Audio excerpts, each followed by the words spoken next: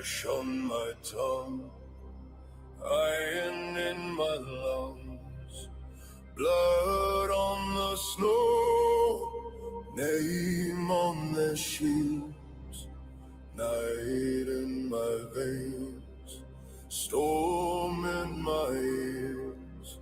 Wolves trace our steps, God's count our kill. You are waiting for Valhalla, I can hear it in your roar. Every scar a burning banner, every heartbeat keeps the door. You are waiting for Valhalla as the crows begin to call. If I fall in thunder. You are waiting for Valhalla.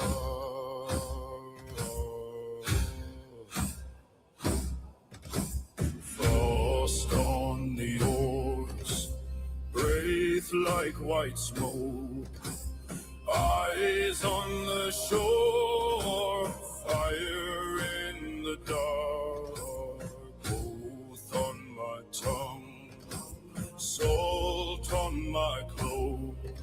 If this is the end, let it leave a mark. You are waiting for Valhalla, I can hear it in your roar. Every scar a burning banner, every heartbeat keeps the door. You are waiting for Valhalla as the crows begin to call. If I fall in thunder. You are waiting for Valhalla. If I do not see the morning, carry my name in your mouth. Raise up the horn, pour the glory, let my children hear the shout. Hey! You are waiting for Valhalla, I can hear it in your roar. Hey! Every scar a burning banner, every heartbeat keeps the door. You are waiting for Valhalla as the crows begin to call. If we fall in thunder. You are waiting for Valhalla.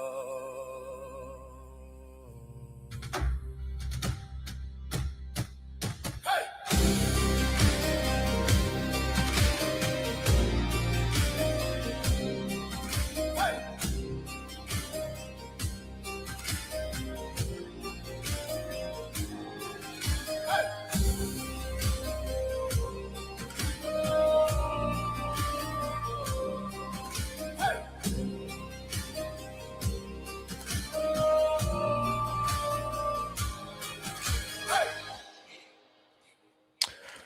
Welcome, welcome, welcome.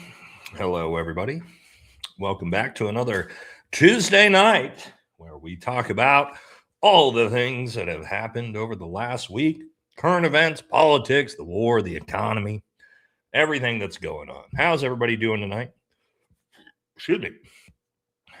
This guy's a Fed. Good one, not an assassin. Dope name. Not an assassin. Super sick, bro. Bet you watch a lot of anime, don't you? Don't you? Yes, I am a Fed.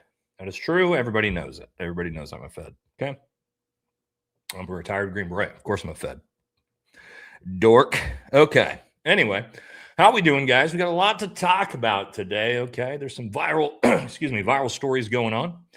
Viral stories going on right now. We have MAGA is attempting to cancel Jelly Roll. Oh, my God. We did a video on that earlier, but it is spiraling.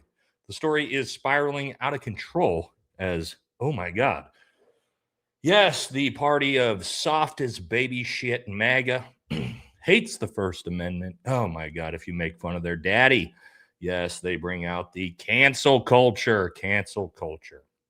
So we're going to be taking a look at that.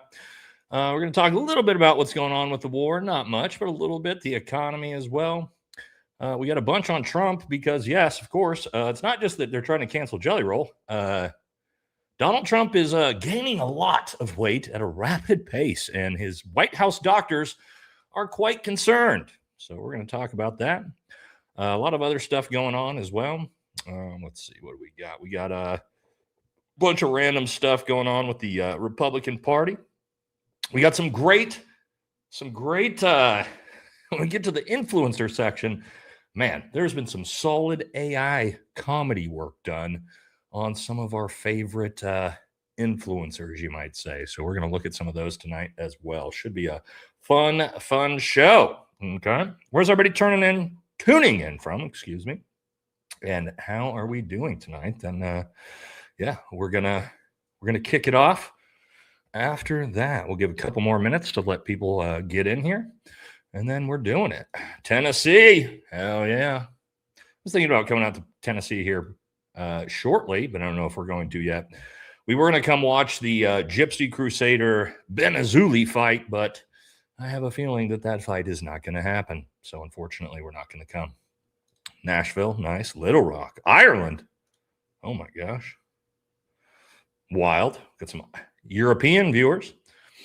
North Carolina. Yeah, used to live there myself. We got, oh my God, what is going on here? Jesus, Buff. Too much, bro. Too much. Way too generous. All right, now we're gonna have to send you out a big merch package as well, brother. Super, super generous. For everybody who just got one of these 50 Ball Hall VFT memberships from Buff, make sure you thank him. One of our moderators as well. Yeah, he's done a lot of really cool stuff for us. His wife has made us some really awesome paintings. So make sure you thank him. Use the emotes. We got some great new emotes. We got the Pickles emote. Yes, the Pickles Wilson emote is up. So thank you so much, Buff. That's very, very generous of you, brother. We'll get something out to you too, man. Thank you. And thank you as well, Corey, for the 5 VFT memberships. Very generous as well. And thank you guys both for the generosity. Okay, we did it. Let's jump into the show, huh? Let's start talking about what we need to talk about. Okay. Yes. Let's talk about the concern. This is a real story. This isn't just me being a jerk. Okay. This is a real story coming out of the White House. And that is, yes, they are actually concerned because he's gained about 23 pounds this year. That's a lot. That's a lot of weight for an 80-year-old to gain in 1 year. Says Trump's weight has climbed to 238 pounds, which we're going to talk about that number. I don't think that number is quite accurate, but they're claiming he has gained 238. And his doctors are warning that it could pose a serious health risk. Yes, serious health risk. 6'3", 238 is not bad. It's not bad. It's just that nobody actually believes that he's 6'3", 238 pounds. Okay. Let's we got a clip from a doctor here that explains some of this and why it's a big deal. So let's take a look at this next. And here we go. The drug does not work on him because I saw him recently. He's actually fatter than ever. And the governor is a big fat slob. I'd like to lose a few pounds too, by the way. There are some things we don't know about the president's health that we can't see. But when it comes to weight, that is visible. He's 6'3". He weighs 238 pounds. Maybe, if you're doing a calculation known as BMI, he's right on the verge of 30 in BMI. That is the tip into obesity. They're trying to claim that he's not quite obese yet, chat. Okay. Also, he's supposed to be 6'3". How tall is Melania? We're gonna do some height comparisons to some people we know the height of, because I don't think it's necessarily the weight that Trump is lying about. I think it might be the height, but we'll get to that. President Trump's weight matters because the health of the president matters. And we are in a moment right now where there is significant energy being spent on trying to keep the president safe. I spoke to a physician at George Washington University who said the Secret Service should think about President Trump's weight as they're considering all of these other risks to him. Now, President Trump is very energetic. There are many positive signs of his aging. But weight is something that has come up again and again with his physicians and with physicians I've spoken to outside the White House. When I asked the White House about whether President Trump has followed physicians' recommendations to lose weight, to address his diet, they didn't want to talk about it. They talked instead about his energy level and compared him to Joe Biden, his predecessor, whose energy was not as visible as President Trump. In some ways, writing about President Trump's weight feels a little silly, but in many ways, it's deadly serious. We're talking about the leader of the free world, his health, and whether the White House is addressing a risk that his doctors and outside doctors say is a priority. Well, yeah. I mean, on a serious note, obviously that's a priority. If you're 80 years old and you're morbidly obese, you're probably not going to last very long. Okay. The reality is there's not a whole lot of 80-plus-year-old morbidly obese people. Okay. It is what it is, right? Maybe it's a morose thing to talk about, but that's the reality of, being very, very overweight and being elderly together, right? Now, we got to jump in and talk about the compounding story to this, because MAGA, oh my God, MAGA, not happy, ladies and gentlemen. MAGA is quite upset over Jelly Roll. Yes, Jelly Roll. Oh, God, you might be thinking, if you haven't seen this, what the hell happened? Well, Jelly Roll went on Jimmy Kimmel's show, so you already know that's bad because, Donald Trump and MAGA hate Jimmy Kimmel, and he had a brutal, visceral takedown of the Trumpster, and yes, MAGA is already calling for the cancellation. So let's watch this together, and then we'll go through a little bit of ex-posts of watching MAGA crash the absolute fuck out over their daddy being made fun of. Let's see what Jelly had to say. Also, actually looking quite good after being close to 500 pounds, I believe. According to the Washington Post, a lot of doctors are worried about the president's weight. After his last physical, we found out Trump gained 14 pounds, which means he's now tipping the scales at almost 240. It's crazy. Think about this, y'all. In the last few years, I've lost 300 pounds.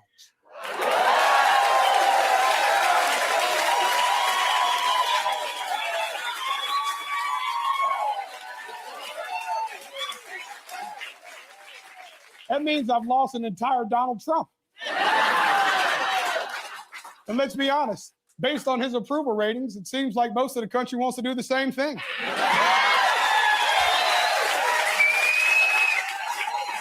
Now listen, we should take it easy, y'all. We shouldn't be making fun of the president for his weight because we know that he would never do that to other people. I don't speak badly about somebody's physical disability, but he's got the biggest stomach I have ever seen. He's actually fatter than ever. The mayor is incompetent, and the governor is a big fat slob. Big fat slob. I told you I have a friend of mine. He's fat as you never saw a guy like this. He said Chris Christie's a fat pig. You cannot do that. Chris Christie is not a fat pig. He is not a fat pig. He's not a fat pig. Don't call him a fat pig. Sir, in the back. Don't call him a fat pig, okay? I don't talk about people being fat. I refuse to talk about the fact that he's a fat slob. I don't mention it. Well, if that ain't the pot calling the kettle fat.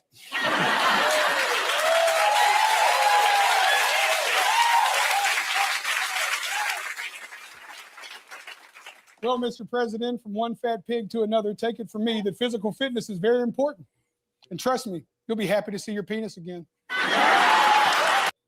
Okay, so that was his monologue, and it's pretty funny, right? Jelly Roll also makes fun of himself there, self-deprecating humor, adds in with Donald Trump. Doesn't seem like that big of a deal, right? Not that big of a deal, especially since, of course, Donald himself constantly berates everyone for their physical appearance, right? Physical appearance. So you would think, no big deal. Oh, no, chat. No. MAGA. Oh, you cannot make fun of their daddy. You cannot do it. They crash the F out. Let's look at, if you just type in cancel Jelly Roll. Oh, my God. Here it comes. MAGA Elvis here, right? It's crazy how Jelly Roll canceled his own career. Jelly Roll just belly flop canceled. Yes. Jelly Roll rolls into infamy. Goodbye. Canceled. MAGA. Let's cancel Jelly Roll so hard he'll crawl back to burgers. Dear POTUS, Jelly Roll's 2 weeks away from a nuclear weapon. I'm done as well. It just doesn't stop. Jelly Roll's lost millions of fans. I mean, my God, guys. My God. The party of don't tread on cancel culture. Isn't that the left's thing, MAGA? Right? I thought we didn't cancel when we get our feelings hurt, when they make fun of our fat daddy. Oh, no. Don't make fun of my fat daddy. It's just unreal, dude. Unreal. This is how fucking soft MAGA Republicans are. Somebody said, you're on X now? I'm not on X. I use X to look things up. I don't actually have an X account that I post on now. You gotta be able to look up on X, though. You just got a random default account. But yeah. Look at this guy. Why do you have a channel if you just talk about the same stuff as everybody else? Oh my God. People talk about the news and current events. Whoa. It's almost like you just became a human today. Welcome to being a human being where this is what we do, you fucking idiot. Okay, let's keep moving. Jesus Christ. Obviously, that's a little MAGA dork who's upset. Daddy, don't make fun of my daddy. Right? We all know who that dork is. My God. Anyway, so there's a bunch of chuds like that guy in the chat who are crashing out and crying over the fact that Jelly Roll had the audacity to make fun of Trump's weight. Oh, no. And you can see it here. Everywhere you look, right? Here's Marco Rubio HU. Marco Rubio fans, which, by the way, could you imagine how big of a douchey dork you have to be to sign up for an account to be a fan of Marco Rubio? Anyway, they say Jelly Roll just called POTUS a fat pig on national TV. Oh, oy vey. A 41-year-old famous for using Ozempic to get skinny. Trump was fat. What a joke. Patriots, do your thing. Yeah, Patriots, do your thing. Get out there and cancel somebody for making a joke. Yes, bring down those comedians. Bring them down, MAGA. Bring down the comedians. We can't have this. We cannot have this in American culture. We cannot have people making fun of the president. God forbid. It's almost like that's something that every president has gone through since the beginning of time. But what's MAGA saying about this? What is MAGA saying about this? This is what MAGA is saying about Carolyn Levitt fans. Man, if Marco Rubio fan page wasn't the most pathetic thing you've ever seen in your life, imagine signing up for the Carolyn Levitt fan page. It says, 47 is looking stout. Yes, we're going to take a look at how stout he is here in a minute. In a photo with his older boys before the Freedom 250 Grand Prix. Yes, looking stout. Okay, let's go through some photos here, chat. And make all the little MAGA crybabies cry just a little bit more, right? Why not? Let's do it. All right, so let's see what's stout. How stout is he looking? And again, let me preface this, right? Me personally, I don't care. Somebody, if you're overweight, you're not overweight, you're in shape, you're not in shape, as long as you are working to better yourself, right? You're out there, you're trying to get your physical fitness in, you're trying to improve your health, right? However you are doing it, you're trying to get active.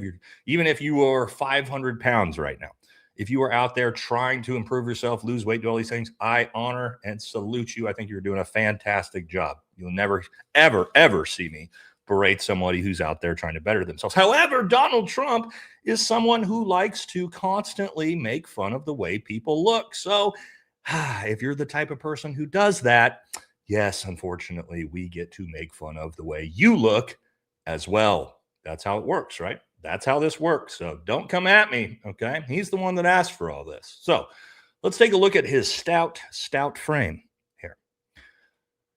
Okay, right, here we go. Donald Trump, 6'3", 228, or 238 now, excuse me. Looking stout in frame here. Here's another one with his pants pulled up to his fucking tits. Not sure what this is. Very odd look here from Diaper Donnie. I mean, imagine got the Depends on under this is probably one. Yes, looking stout, as you can see. I will give him credit, though. This boy is packing. He is packing something Something is packing back here. Either he's got a Kim Kardashian BBL recently, or this motherfucker has a doubled up on the Depends. We might be double diapering here, guys. We might call him double diaper Don, right? Double diaper Don. We need 2 layers of protection on that caboose, ladies and gentlemen. Speaking of that caboose, here's a little side by side. I like to do some comparisons. We're going to do some comparisons tonight, chat, where we actually look at Donald Trump compared to next to people who are the exact same size as him, right? The exact same size as him. So this is Aaron Rodgers, quarterback Aaron Rodgers, who I believe is 6'3", about 225 pounds, next to, of course, Donald Trump. With, man, that caboose. That's where he's carrying the weight, ladies and gentlemen. He is just carrying all that weight in the caboose. One second, guys. Sorry about this. I need to upload something here real quick. Make sure we got it. Make sure we got it. What did we do here? I feel like I messed something up here. Sorry, chat. Give me 20 seconds here to undo whatever I just did. I was supposed to bring something up on this.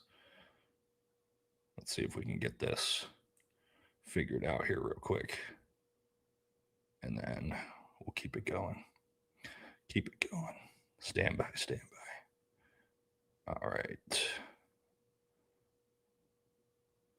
Upload that. Okay, we should be good here. Okay.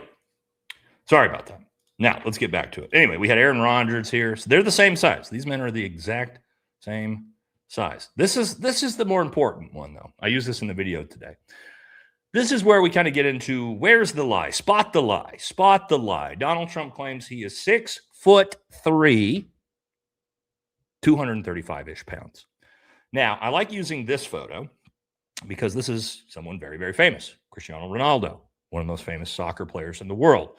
As you can see, when he met with Trump, he is a good 4, maybe 5 inches taller than Donald Trump. We can all see that. Donald Trump also has dress shoes on. He had sneakers on. So there's probably even another inch that Donald Trump is making up here. Right? So you can see, obviously, Cristiano Ronaldo is 6'7", right? He's 6'7". Everybody knows that about him. And so this does actually make sense that Donald Trump is 6'3", right, guys? And again, we all know that. Everybody knows that. And when we actually go to his page here, Cristiano Ronaldo's page, what we see is, oh, wait, Cristiano Ronaldo is not 6'7". He's 6'2". Wait. 6'2", 183 pounds. Well, now, and also he's an athlete, which means he probably got gifted at least an inch on the stat sheet here. 6'2". Well, I mean, I'm confused, chat. Chat, I'm confused. 6'2". Well, shouldn't Trump should be up here. What's happening? Oh, it's not necessarily maybe the weight they're lying about. It's this is obnoxiously taller, right? And this is with the poofy hair. This is the poofy Trump hair. So, we're talking 5-6 inches taller than Donald Trump. Donald Trump is probably about 5'10". Right? Let's be realistic. And there's 1,000 of these comparisons of him next to people that show you that. So now, if we weigh in that he's about 5'10", 240 pounds, maybe we're getting in the realistic. I still think the weight is probably, yeah, probably. I still think the weight is still a little too low, 238. He's probably about 5'10", 255 would be my guess. That's probably where Trump is legitimately sitting on the height weight, which is just weird. Like, I get it. He's Trump. He lies about everything about himself, right? He's very insecure. He's very insecure about how small his hands are. He's insecure about his hair. He's insecure about how tall he is. He's insecure about his weight. He's an insecure narcissist. We know that. So it makes sense that he would add 5-6 inches to his height. There's people that do that. Is what it is. It's very easy to tell. But as you can see, I also want to show this, that I mean, this is why we don't really care about making fun of Donald Trump and body shaming him. She weighed 118 pounds or 117 pounds, and she went up to 160 or 70. So this is somebody that likes to eat. I saved her job because they wanted to fire her for putting on so much weight. Is Kim Kardashian really a beauty, or are we not being honest and saying her body isn't that great? That ass is way too big. Does Right. she have a good body? No. Of course. Does she have a fat ass? Absolutely. And she's a nice person. I've known her over the years, and she's really a nice person. And she's gotten a little bit large. I would say this: I don't think you should dress like you weigh 120 pounds. No, why not? But why not? She feels good about herself. Well, I think that's great. If she feels good about herself, AJ, do it, Kim. You've called women you don't like fat pigs, dogs, slobs, and disgusting animals. Your Twitter account. Only has Rosie several- O'Donnell. If I were running The View, I'd fire Rosie. I mean, I'd look her right in that fat, ugly face of hers. I'd say, Rosie, you're fired. Look at that. Now, again, this goes on forever, right? So this is kind of what he does. This is what the Trumpster does. We all know that. It is what it is. Okay. But, you know, and this is why we're not going to feel too bad about body shaming the big boy, the beefy boy, the beefy boy. All right. Now, here's the thing. I want you guys to know this, and I'm willing to compare myself to this, right? If you're going to make fun of somebody's body, you better be willing to show your own. Okay. So the thing about this is I've got a side-by-side comparison of me and Donald Trump. And the reason why this is important is because we are the exact same size. We are the exact same size. We are the exact same height, and we are the exact same weight, according to Donald Trump. Okay. I mean, it is, the stats are what they are. All right. So it is what it is. So I put a side by side so we can see me next to Donald Trump, right? 6'3", 238 pounds. We are the exact same size, me and Donald Trump, statistically. Now, if you want to believe that, if you want to believe that me and Donald Trump are the exact same size, height, and weight, you could do that. But again, there it is. Okay. So anyway, I don't know if Downey's being honest with us. I don't know if Downey's being honest with us with the stats, guys. You know what I mean? Because look, I'm pretty lean at 6'3", and I'm his height. So I don't know where. I don't know. He's packing it in there somehow. It's packed in there tight. It's packed in there tight, right? I'm not sure where he's hiding it all. I mean, there's a lot in the caboose, right? But anyway, I'm just saying, guys, we are the exact same size. So take that for what it is. Okay, let's jump into it. Let's talk about the war a little bit and what's going on with that. Insane announcement from Scott Bessent today that we're going to take a look at, and then yeah. We'll keep it moving. All right, let's do a couple super chats before we jump into the next section so we don't fall too far behind. I saw Jasmine. What's up, Jasmine? Says, I saw the pickle Rick emoji, but can we also get a Princess Mochi emoji? Yeah, we will do that, Jasmine. We got to get Mochi. Oh, I should really have Mochi come out here. Hold on. Should we bring Mochi out? Mochi's gotten pretty big, so she's growing.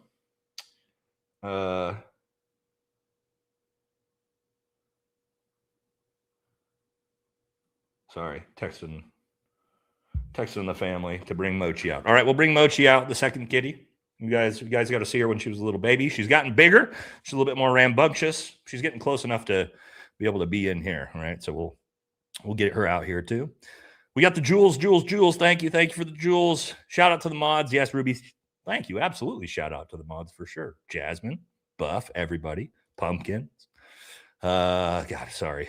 I'll probably miss everybody, but we got to keep moving. Thank you, Jules.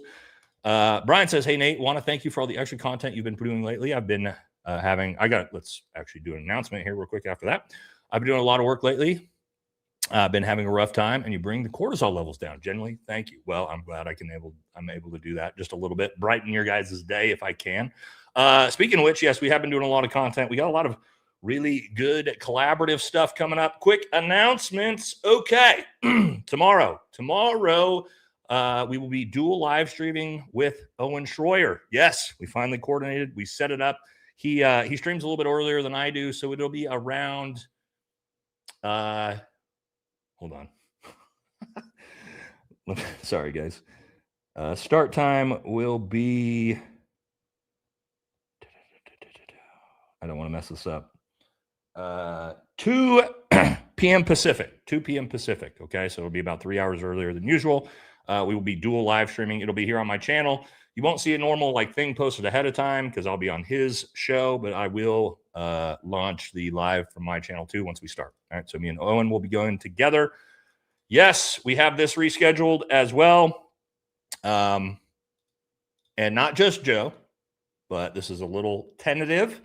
But next Thursday, okay, so 9/3, we should have Joe Kent and John Kiriakou together on a live stream with us, which will be an absolute banger. Okay.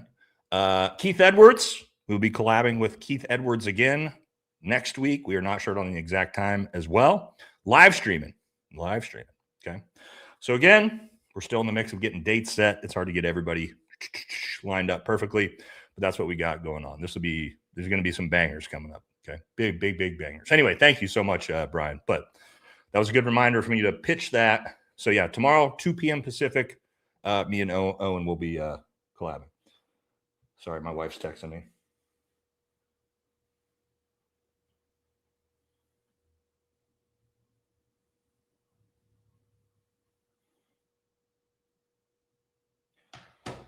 Okay, anyway.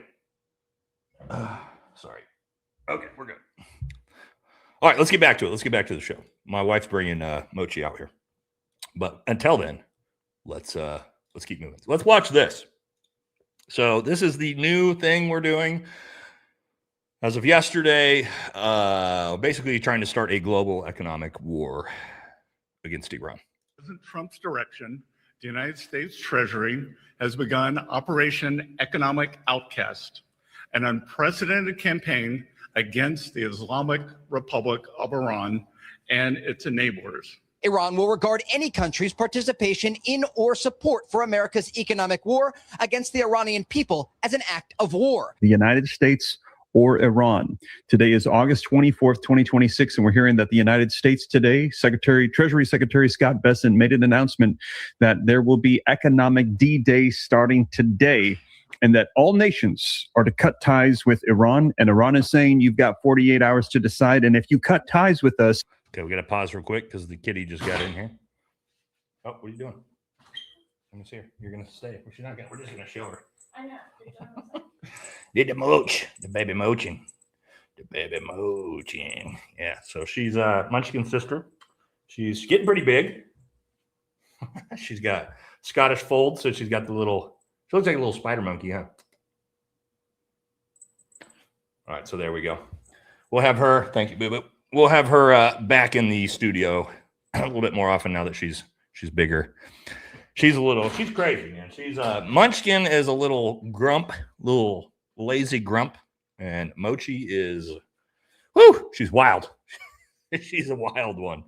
So anyway, okay, sorry about that, guys. Let's get back to what we were talking about here with anyway, so let's talk about it. So yeah, what we're going to do apparently is we're going to try to leverage an economic war on anyone who probably tries to get oil out of the Strait of Hormuz through Iran, and that should be really, really good for the global economy, right? Let's just start sanctioning everyone, right? And so all of our allies who can't get any oil right now, they have to make a decision between working with the United States or Iran and Russia and China. Oh, well, I wonder what they're going to do. I wonder what a country like Japan is going to do that gets 95% of their oil out of the Strait of Hormuz. What do you think they're going to fucking do? You think they're going to abide by these sanctions, or do they think you're going to go, well, you know what, United States, we don't have any fucking oil, so I guess we're going to do business with Iran and China and Russia, and you're going to sanction us, and now we're, starting this, I don't know. I'm not really sure why we think this is a good idea, but it's the Trump administration, so why not? Fuck it, right? Instead of just ending the war, now we're gonna do things that are probably going to exacerbate and rapidly send us towards a complete global economic collapse. Somebody just had a great comment. That's exactly what's going to happen, right? So that's good. That's good. We just had that announced yesterday. Let's check this out. This is kind of just an update. Just a trip down memory lane, right? Just to see where we started and where we're at. The what are we in month 6? Month 6 of the 2-week war? Month 6 of the 2-week war. It's funny how that works, huh? Let's take a watch. Watch this. I would say that within 2 weeks, maybe 3, we're going to be, at some point, we'll be leaving. We'll be leaving in the near future. We'll be leaving in pretty much the very near future. But right from the beginning, we projected 4 to 5 weeks. You had initially said it would be 4 to 6 Well, weeks. I hope that, but I also took a little break. It's been 6 months. Trump's war with Iran shows no signs of stopping. The war has already cost us over $130 billion, and now Pete Hegseth wants $1.5 trillion more. The same guy who was caught hiding casualty numbers. Hegseth lied to Trump about stockpiles, and now they're running out, leading to a massive confrontation between the two. Now, publicly, Republicans are casting doubt on Hegseth's ability to lead. Hegseth is extremely vulnerable. He's unqualified, and he could be kicked out. And you can make that happen. If you comment Pete, I'll send you this. So I don't think that's going to happen. I don't think, not yet. Donald Trump's not going to get rid of Pete yet. The reason why is he needs somebody to place all the blame on during the trials, essentially. The war tribunals, the Hague tribunals, basically all the war crimes tribunals that we're going to see coming up probably in the next 2 years. You need somebody to blame all that on, right? You got to be able to blame all that on somebody. And Donald Trump is going to blame it on Pete Hegseth, his Secretary of War. Yeah, it's definitely going to be a scapegoat on that. Right. So not going to get rid of him yet. Not going to get him rid of yet. But we have been, again, 2 weeks, 2 weeks away from ending the war for 6 months straight. It's this. This is what I tell you guys. This is how this works, right? It's not going to end. We all know that. It's not going to end until Trump's gone. And so we're just going to continue to be 2 weeks away, 2 weeks away, 2 weeks away, 2 weeks away. Oh, this is supposed to actually be in the next section, economy. Okay. Did you guys see this one? They're also now claiming they're claiming that Iran has put a $10 million bounty on Barron Trump. Barron Trump now. Remember, first it was Ivanka, then it was Trump, then it was his family. Now it's Barron. Oh, yeah. There you go. Of course, this is one of the MAGA cuck pages putting this out. And that's going to bring us to our first poll of the night. And that is going to be what was that? That was a Q&A. Start Q&A. What the hell is Q&A, guys? That's a new function. I got to take a look at that. Do you believe Iran put a bounty on Barron? Yes or no? Now, we know why they do these things. They need an excuse to keep the war going, right? Donald's being threatened. Ivanka's being threatened. Melania's being threatened. Bibi's being threatened. Bibi's son's being threatened, right? Like we need the juice. We need the juice for the war, right? You got to blame it on them. Blame everything on them, all right? Now, this is kind of crazy. I follow these pages where I don't follow them, but they're kind of in the algorithm because this gives me, these pages are really good for understanding the psyche of MAGA. Right, where MAGA is at in their brains. Okay, so that's why I like to keep an eye on these pages. Marco Rubio fan page is a great page for the psychoticness of Fox News boomers, pretty much the only people left that support MAGA.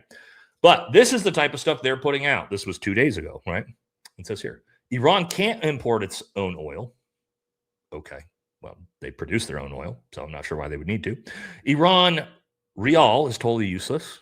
The Iranian government no longer denies its missile shortages. Iran still can't affect the U.S. economy. Iran can't affect the U.S. economy? Like, I don't know, closing Strait of Hormuz and driving up fucking global gas prices to $5+ a gallon? Oh, okay. Soon enough, it won't affect its own neighbors. Iran lost, Trump won. As they say, got what I voted for with the weird MAGA hat emojis. So this is what's going on in MAGA land, ladies and gentlemen. This is the information they're getting. This is the things they believe, right? I mean, that's why I like to keep an eye on it, because as insane as that looks, that's what's going on. Here's a great one, right? And again, another page, the Marco Rubio fan page. Breaking. Secretary Rubio just rescinded Syria's designation as a state sponsor of terrorism. Trump administration strikes again. So we're cheering on the country that's president is the former leader of Al-Qaeda for not being designated as a terrorist state now by MAGA. Okay. Fuck it. Why not, right? Okay, let's call that a good thing. Yes. Woo! Just like Al Jilani was an honored guest at the White House. And, a lot of global war on terrorism veterans like myself are not big fans. Not big fans of the fact that we decided to shove the former leader of Al-Qaeda in as the president of Syria. Why did we do that? Well, because, of course, that's Bibi's choice because, we all know who started and funded Al-Qaeda. But anyway, I digress. But this is what MAGA cheers on now, right? Even though MAGA hates Islamic terrorism, we're cheering on the former leader of Al-Qaeda. Okay. Pretty wild. All right, here's another one. You guys remember this story? We remember this story, right?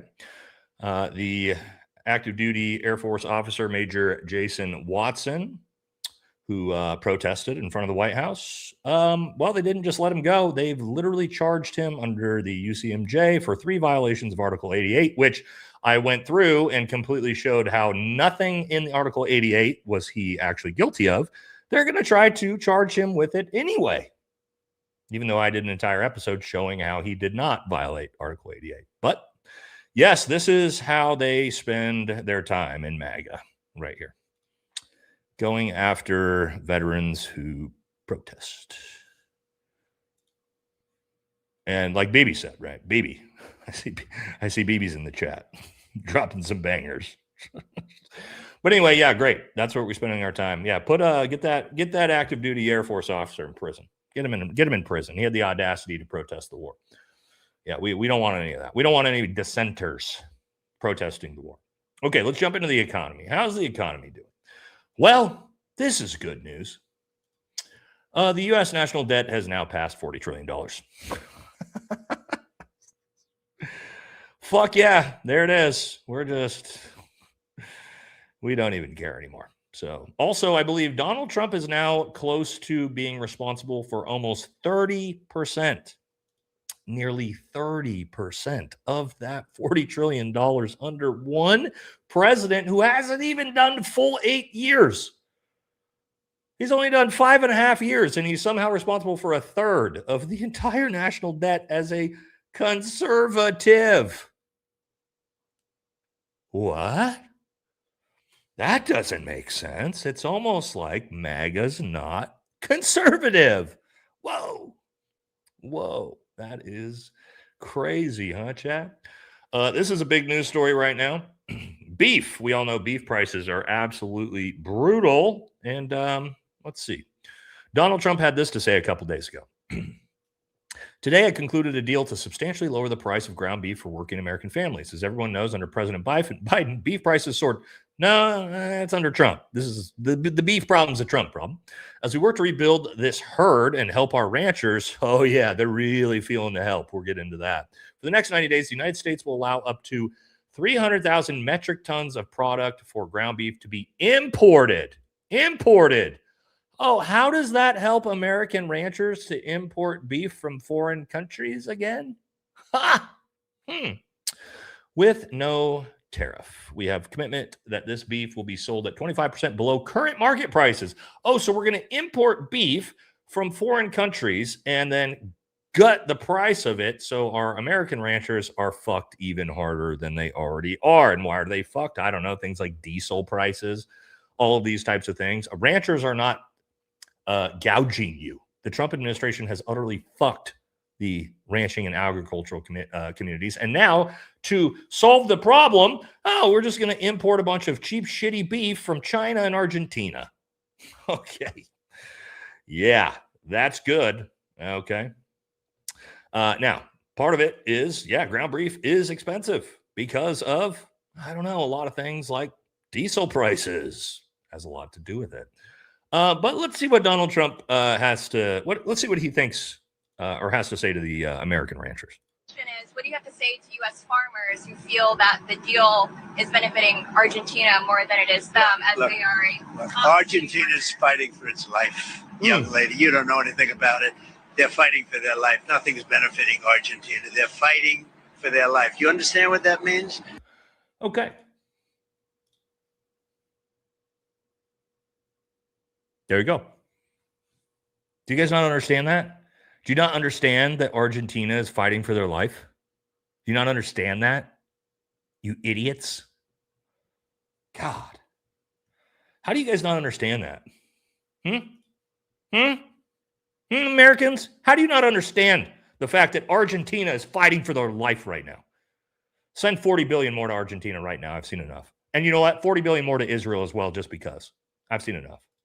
I have seen enough. Speaking of, somebody said, don't eat the beef. Yeah, James Lee has an entire thing on that. You might want to just double check where you're getting your steak from for the next few months. Because Donald Trump just announced that we're going to be importing tons of beef from Argentina to quote unquote lower costs. Except the big problem here is that this is the same beef that China rejected earlier this year because it was found to be laced with a chemical called chloramphenicol. Oh, great. Just so everybody's aware, chloramphenicol is banned in both the US and the EU because it can cause, quote, severe, irreversible, and often fatal aplastic anemia in humans. And on top of that, it is a known cancer-causing carcinogen and also has been shown to cause genetic damage. Not ideal, to say the least. So there you go. MAGA. This is what you voted for. This is what you voted for, MAGA, right? MAGA fell for it again. Fell for it again. How many times we got to say that? Right? And they're going to cuck for this somehow. They're going to come out and talk about how this is a great thing. This is America first, baby. America first. We're going to destroy the American ranching community, and then we're going to import beef that's so shitty and poisonous that China won't accept it. Oh, baby, we have. Somebody said so much winning. We are winning out here. We are winning out here, ladies and gentlemen. Oh, hell yeah.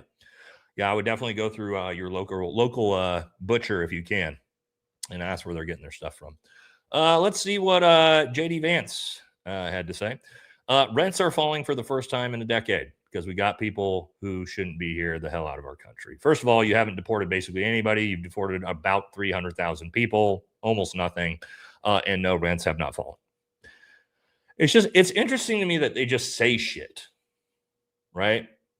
We just say shit. It's objectively not true. Anybody can look that up. No, we all know that, mortgage and rent prices are not they're not dropping. That's one of the big problems right now is affordability.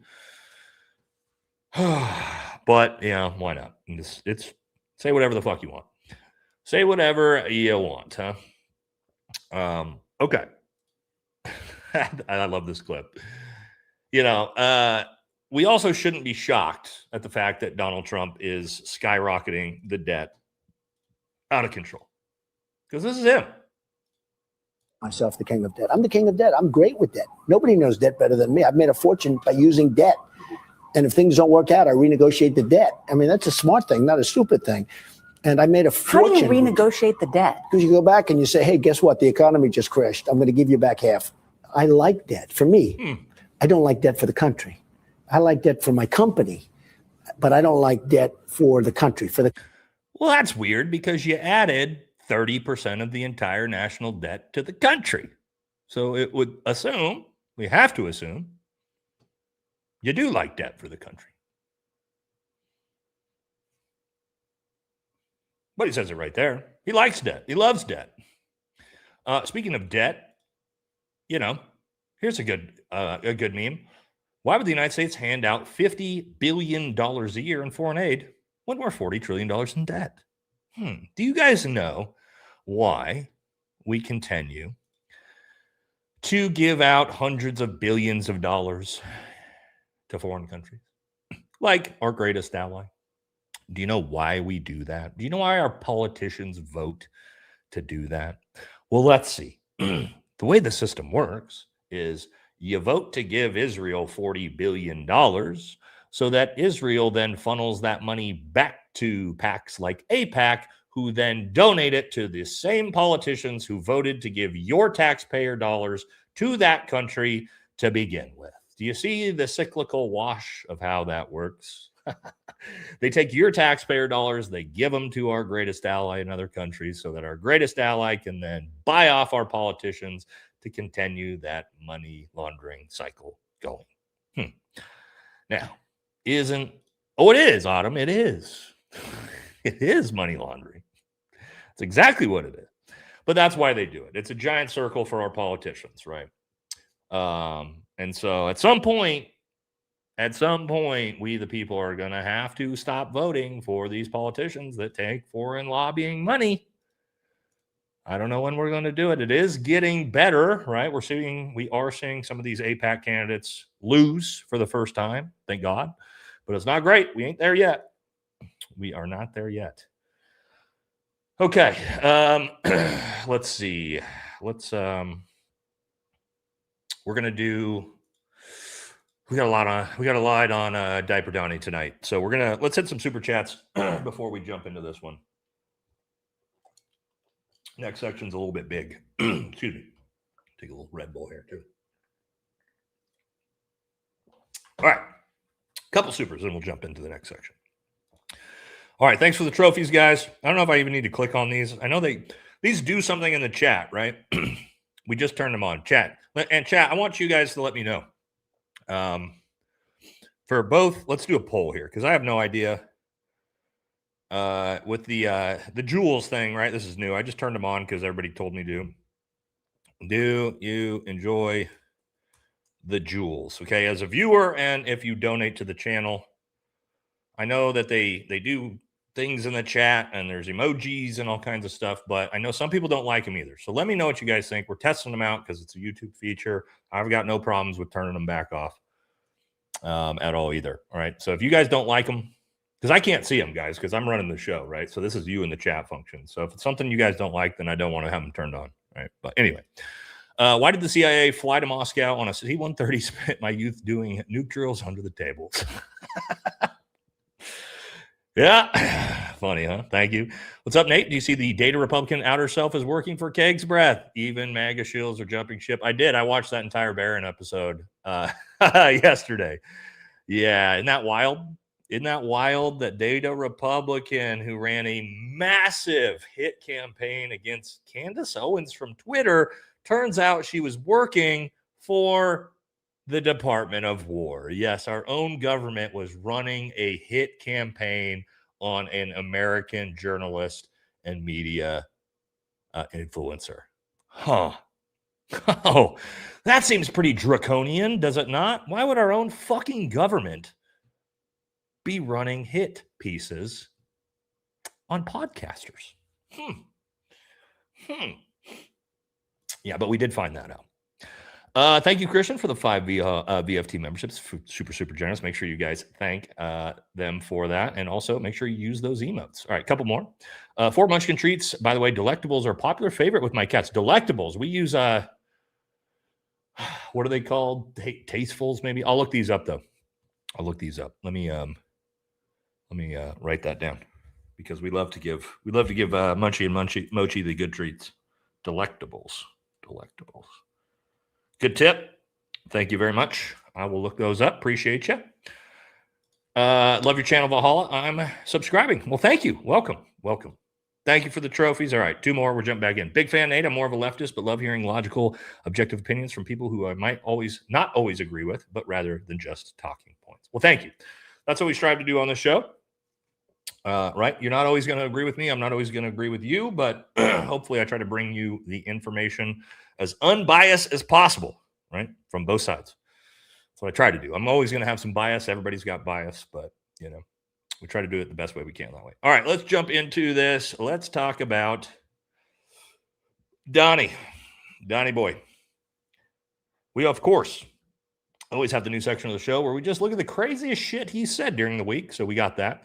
To kick that off, Donald Trump said recently, the day I die, the whole world will mourn and people will cry their hearts out. Okay. I'm not sure if this will be the universal reaction, personally. I think we may see a little bit different reaction. Let's take a look at this. I like to get what Trump thinks about how he's doing. He's talking to Michael Cohen is back and working with Trump again. Oh, that's weird. That is weird. I thought they hated each other. Turns out maybe they don't. We're doing really well in the polls, the real polls. If I were running today, I think I'd win by 25 points. I think we'd win by a lot. The economy has never been stronger. We're doing numbers that nobody's ever seen before. You take a look at what's going on with Venezuela. It was a one-day deal. It was actually a 48-minute deal. We had it was an attack where we took a truly bad person out of the country, including the wife, out of the country, and now standing trial. This was a very evil man. And the country, we are involved very much with the country, taking out millions and millions of barrels of oil. And that goes right into our treasury. We've done, the Venezuela was amazing. And now with Iran, they will never have a nuclear weapon. We're controlling, essentially controlling, and soon controlling the Straits. We're doing very well with Iran. Wait. Do you hear what he just said there? We're essentially controlling, soon to be controlling. We're completely controlling the Strait. Oh, in one sentence, he says, we're essentially controlling, we're soon to be controlling, we're completely controlling the Strait of Hormuz. Right. Yes, if you guys didn't know that, the economy is the best it's ever been. If Donald Trump ran for president today, he'd win by 25 points, 25 percentage points. He says we're doing great in the polls, the real polls, not the fake polls. I'm not sure what the fake polls are because even Fox News has him at about 32% approval rating. So I'm not sure what these, I don't know what the real polls are.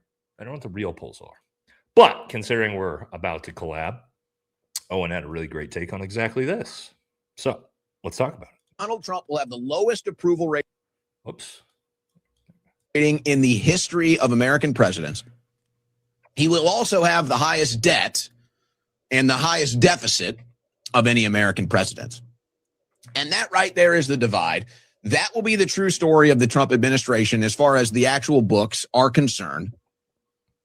As far as the sentiment, as far as the reception, it will be Trump will be a traitor. Again, unless you believe QAnon. QAnon is really all you can believe at this point. If you take everything at face value, Donald Trump totally betrayed us, and whatever we thought MAGA was, it's all been totally bought and paid for, sold out, and it's all foreign interest now. All foreign interest, all special interest. All you're going to get out of this administration is an AI surveillance state and another war in the Middle East. In fact, that at this point, that might be the best case scenario. Yeah. Owen's not wrong.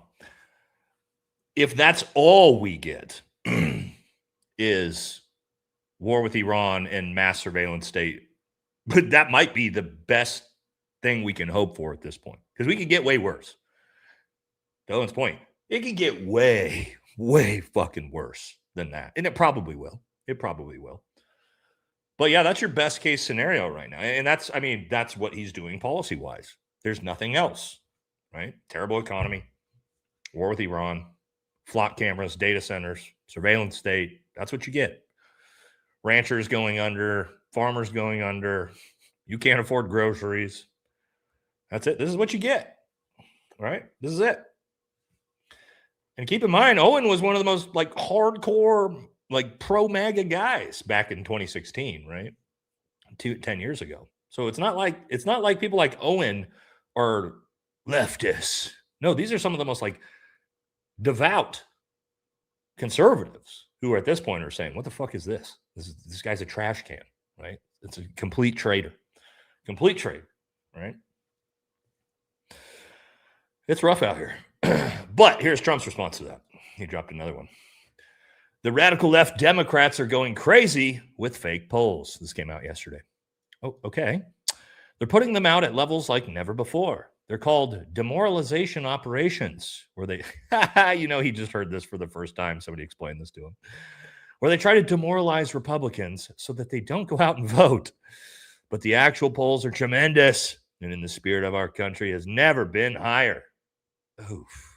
We're winning against everyone, including Iran, whose country is an economic and military death spiral. Okay.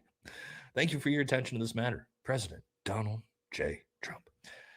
Now, I know that these posts are dedicated to like the hardcore MAGA Fox News boomers, right? I get it. But I mean, my God, dude. Ain't nobody in any poll, any real poll, has him above about 35% approval rating. Nobody. Left, right, conservative, far right. Nobody has him above that. It's brutal. And part of it's because of this. I mean, this is to Owen's point. Here's your guy. This is what he wants, right? This is what he's the biggest plants anywhere in the world. And I can say if I were the mayor of a town or the governor of a state and I had a chance to get a big plant in, an AI plant or a data center, I would absolutely want it because the jobs are enormous and the jobs aren't enormous. They're AI data centers. They're automated. There's no jobs there. Money paid, the taxes paid are just enormous. And if you don't take it, you're going to be left behind because there are plenty of places that want it. So I would say that maybe it can use a little public relations help. But if I were a governor or mayor, I would want that plant in my community. And many of them are designed in a very beautiful way. It's really very positive. Okay, thank you. MAGA, MAGA, what are you doing? This is your guy. He's out here simping for fucking data centers into the surveillance state. Don't tread on me crowd. Yes, Daddy, bring me a data center to my town. What? What? How does anybody support that? Left, right, center, independent? I mean, I get it's just MAGA at this point, but what are we doing? It is so fucking crazy out here, ladies and gentlemen. You got the president of the United States talking about how, if I was a mayor, I'd be begging to have data centers in my town. The conservative, that's hardcore quoted because it's a huge joke. President, bring in the data centers, baby. It's rough. It's rough out here, ladies and gentlemen. Okay. This is another big story that happened this week. That's actually hilarious. We have another had a guy who showed up to a Trump rally, yelled some funny stuff. We're going to look at the whole story here. You may have seen it. He was wearing a, unalive your local PDF shirt. And man, MAGA did not like that. Oh my God. Oh, you cannot wear a shirt like that around Donald Trump and MAGA. They will lose their fucking minds. Let's watch. In history, in my first term, this is blowing it away. But then I'll see a poll and they'll say Trump is at 44% on the economy. How can it be at 44? We have more people working now than ever before, and I'm at 44%. No, I'm at 30 points. Maybe I should be at 100% on the economy, but you're going to see it in a short period of time.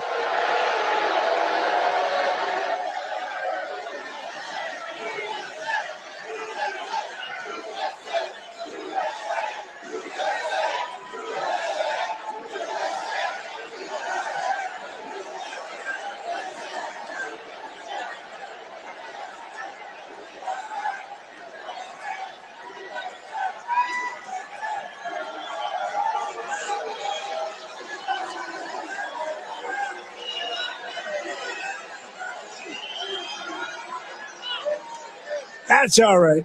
That person's going home to mom, going to get scolded because mom is voting for us. Okay, that person. Now, this photo should go down in the history books. This photo needs to go down in the history books. This is MAGA. This is MAGA. Okay, let's really, really take this photo in. You've got a guy standing here just showing people his shirt. All his shirt said is what it says here. Unalive your local PDF. That's it. And he's just holding the shirt up to MAGA.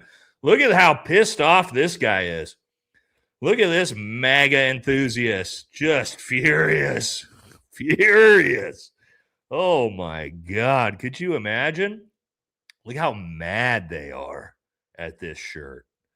Oh, it's almost like they're acknowledging their daddy is a PDF. Wow, look at the fury, right? Here's another, and again, just to show you that that's what he's holding up on the front of his shirt. That's all it says. Doesn't say anything about Trump. Just that. See? Look how mad they are. He's not even talking. He's just showing the shirt. And look at him boo him. Look at MAGA. MAGA's just booing. Do they not know how bad that looks? You're the pedophile party, dude. You're literally booing a guy for wearing a shirt that says unalive your local PDF. And your entire crowd is booing him. What is happening in your brains? Are you not okay? Someone help these people.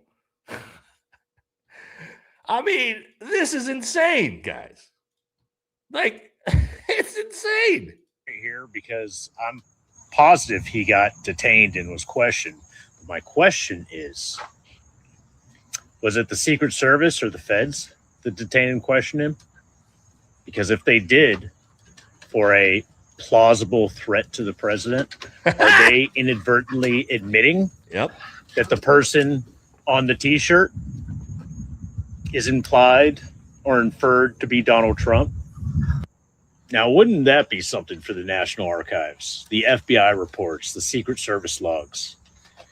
Man detained and questioned for plausible threat against the President of the United States for wearing a T-shirt that stated... Well, we know what it states. We're not going to say that.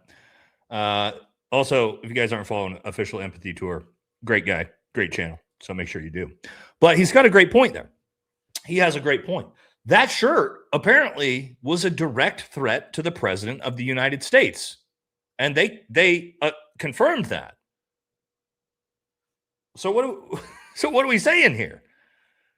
MAGA is saying we love this, right? And this is our guy, and that's a direct threat to our president. Okay, MAGA. I mean, we're at peak levels of insanity. I mean, you can say whatever you want about the radical left under Biden. At least the radical left wasn't screaming and flipping off people wearing anti-pedophilia shirts. Okay. That is a whole nother level of fucking psychotic we've never seen before. I mean, Jesus Christ. Again, this picture should just be used. If I was a Democrat, I would be using this picture on the campaign trail all day long. Everywhere I went, this picture would be up. This is it, right? This is insane. Insane. But they're the party, they're the party that wanted to shut down the Epstein files, right? Let's get into the other story, which is, we talked a little bit about it, but it's gotten even funnier, and that is Natalie Harp. Yes. Donald Trump's mistress, diaper nurse, whatever we're calling her, whatever she is. It got a little bit funnier. The story has been funny. It's gotten even funnier. All right. One, the fact that she is trying to look like Ivanka Trump so desperately. Creepy, right? This is just, and she didn't used to look this way. She's actually like changing her look to try to look more and more like Ivanka. It's fucking bizarre.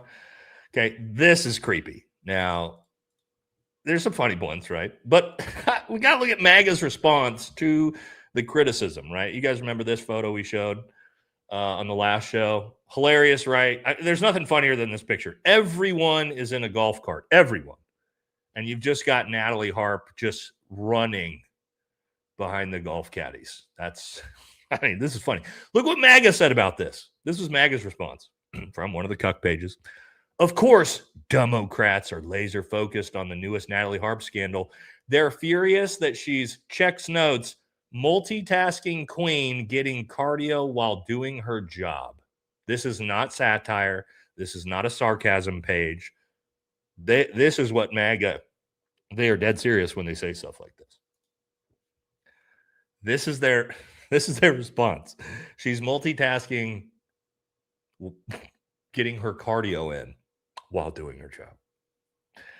They're insane. These people are fucking insane. Chat, I'm sorry.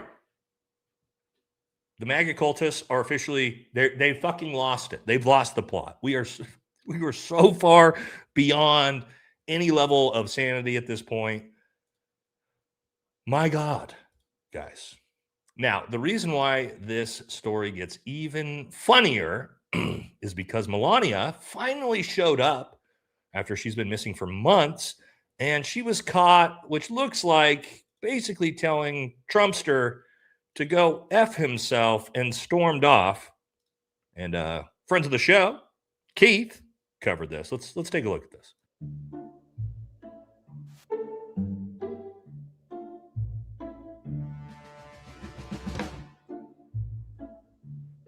All right, so by now you've definitely seen all of the viral commentary around Melania Trump and her alleged feud with Donald Trump and Natalie Harp. One publication has gone so far as to hire a lip reader to figure out what the hell they were talking about. Professional lip reader Jeremy Freeman believes she started the chat by saying, "That's the problem, people react." Her husband supposedly replied, "Well, knock it off." Then Melania apparently said in a snappy tone, "Are you?" The next section of the video was undecipherable before Melania was seemingly spotted saying it happened 2 times. Donald then replied, "I know," to which Melania finished with a cutting remark, "I can't take it anymore." This isn't a relationship on the up and up. And we have to assume that what's happening between Melania and Trump is being exacerbated by this Natalie Harp story, which maybe that means to me, we 100% have to talk about it more. So what's funny, guys, in that clip, hilarious fucking clip, right? I don't actually have it. I could probably find it if we looked it up. But anyway, somebody's got a zoomed out version of that clip, right? Where you see them arguing with each other. And Melania gets up, storms off, and literally as she gets up to storm off, Natalie Harp runs down to Donald Trump and tries to start talking to him and brings him something. Just like immediately, the second Melania is up, you can see Natalie Harp's like, right in there, dude. Just again, funny stuff. So I'm sure their relationship's going really well. Yeah, you know, Melania is Melania's counting down the days. I can imagine every day Melania is just, why the fuck has this McDonald's not hit the arteries yet? You absolutely know it. Okay, let's look at just some insane shit that Trump posts on official accounts. Okay, let's do that. One of my favorite parts of the show at this point. Okay, here's from the State Department. Donald Trump, in this weird, creepy, horror-style background, says, "America will never be a communist country." Okay. I do love the every single one of these pages you go to and look at the comments. There's no positive comments. White House, State Department, Donald Trump. It's 100% negative comments on everything they do. Just fucking bizarre, creepy. All right, why not? Why not a video version of this? And this is from the White House, the literal. Oh, you can't see it underneath. I'll show it to you just to make sure you guys see it. The White House says, "Finish this fight." Okay. Sure.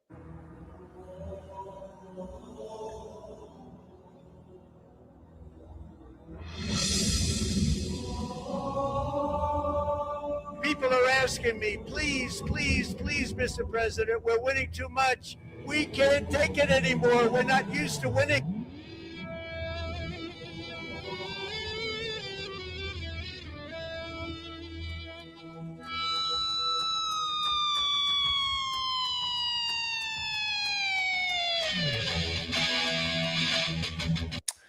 Okay, we'll stop there. Again, the official White House account. Oh, okay.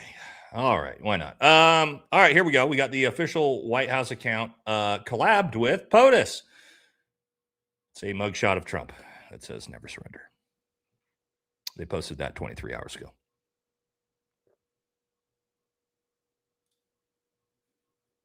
Okay. Okay. Okay. All right, what else? Donald Trump posted this yesterday. Iran is completely collapsing. Right? Yeah. No, we haven't heard that for the last 6 months straight, every day, nonstop. Okay. Sure. Let's get some from JD Vance, huh? We got JD Vance intro. JD Vance says, we're going to defeat socialism by giving you a stake in the American dream, and that's how we're going to win the future.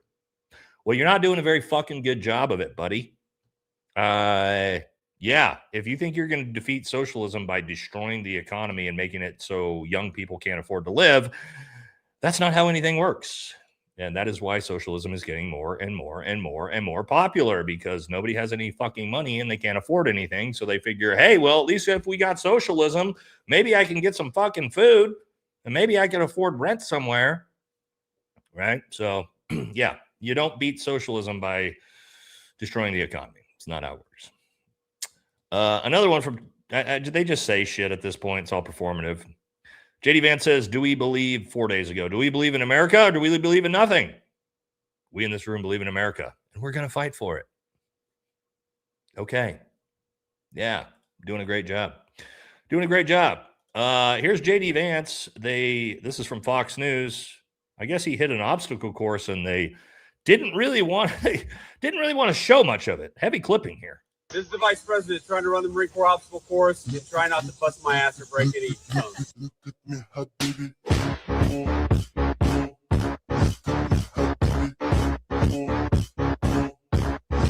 This is the vice. That's it. That's it. That's all they showed from the entire obstacle course. It wouldn't even actually, when the guy who touches the top of the rope, if you notice, they wouldn't even show him. They just showed a hand. They just showed a hand touching the top because obviously he probably can't climb a rope. It's like, God, dude. It's all performative and gay. Anyway. All right, let's jump in and see what the government officials are up to, huh, chat? What are the government officials up to? All right, good, bad. Well, we'll start out with good. Thomas Massey said this recently, and I love a good independent. Well, I'm pretty sure he is an independent at this point. Says the main difference between Republicans and Democrats is where on the globe they want to be in a war. 100% true. Isn't that just 100% true? That's the Uniparty. Yeah, the Uniparty loves their wars. They just like to go to war in different spots. You know what I mean? The left loves war in Ukraine. The right loves war in Israel or Gaza or Lebanon or Iran. But it is interesting that each side does love their wars. They love their wars. Here we go. We got one from Anna Paulina Luna. She says, foreign governments should not be able to secretly bankroll influencers to push propaganda on Americans. Today, I introduced the Bipartisan Foreign Propaganda Disclosure Act, bring social media influencers under FARA and oppose who is paying them. Americans deserve to know who's behind the message. Yes, we do. Yes, we do. But you know who they won't ever tell us about? Oh, our greatest ally. They just conveniently leave our greatest ally out of FARA, out of all of these things. You know what I mean? So, yeah, okay. Okay. Sorry, don't believe you, Anna. And more disgusting moves by the Trump administration that you're not paying attention to.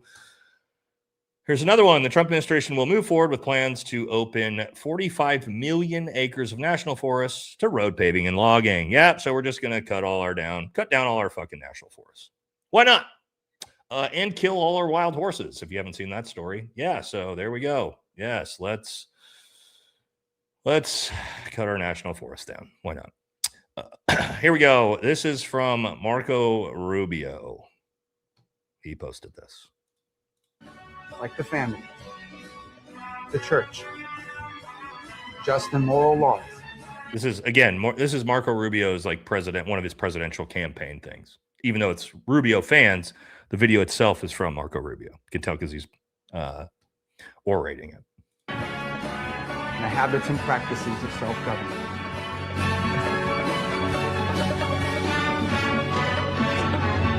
This is the true American tradition of freedom, passed down to us across the generations, stewarded and defended by men and women for 250 years. It has been the foundation of American greatness. Let us all pray that it will continue for the next 250 years as well.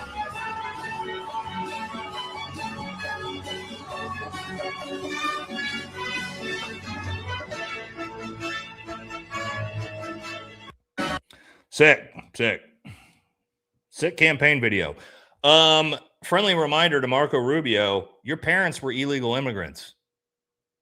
What are you talking about? You're also the guy that doesn't want to let any immigrants into the country. Your parents were illegal immigrants. You're an anchor baby, bro. Fucking chill. Chill. Did you forget about that? Because we didn't forget about that. Not that I have a problem with that, but Marco Rubio has a problem with that.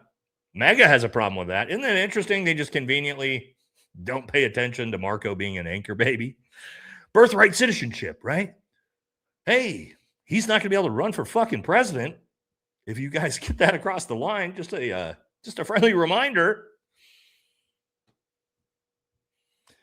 Hypocritical. Isn't that interesting? They're all hypocrites. Speaking of which, let's talk about Lady G's sister. Yeah, she just won't go away. And it's getting really, really embarrassing for her because she's trying to run for senator. And in the debate that she just had, not great, where she had to admit that national security is just really not my thing. She said, I'm not that informed on national security as she's running for senator. Okay, let's take a look.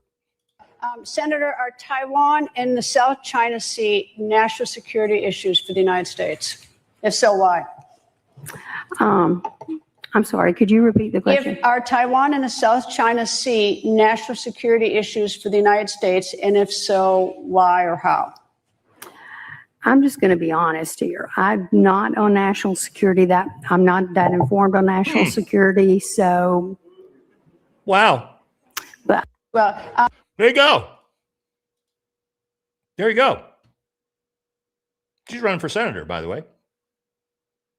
She was asked maybe one of the easiest questions ever. Is China a national security threat to the United States? You would think the average person could have come up with something. Yes, because their economy could potentially be a competitor for us in the future. Okay. She couldn't answer. Just, I'm going to be honest. I don't know anything about foreign policy. You're running for Senate, ma'am. That's kind of the fucking job. Oh my God. Yeah, somebody said nepotism is real. Isn't that crazy? She could probably, I don't know if she's going to win in the general, but it's just like, what the fuck is going on? MAGA will see that and be like, well, sure. Sounds good. Get her in there.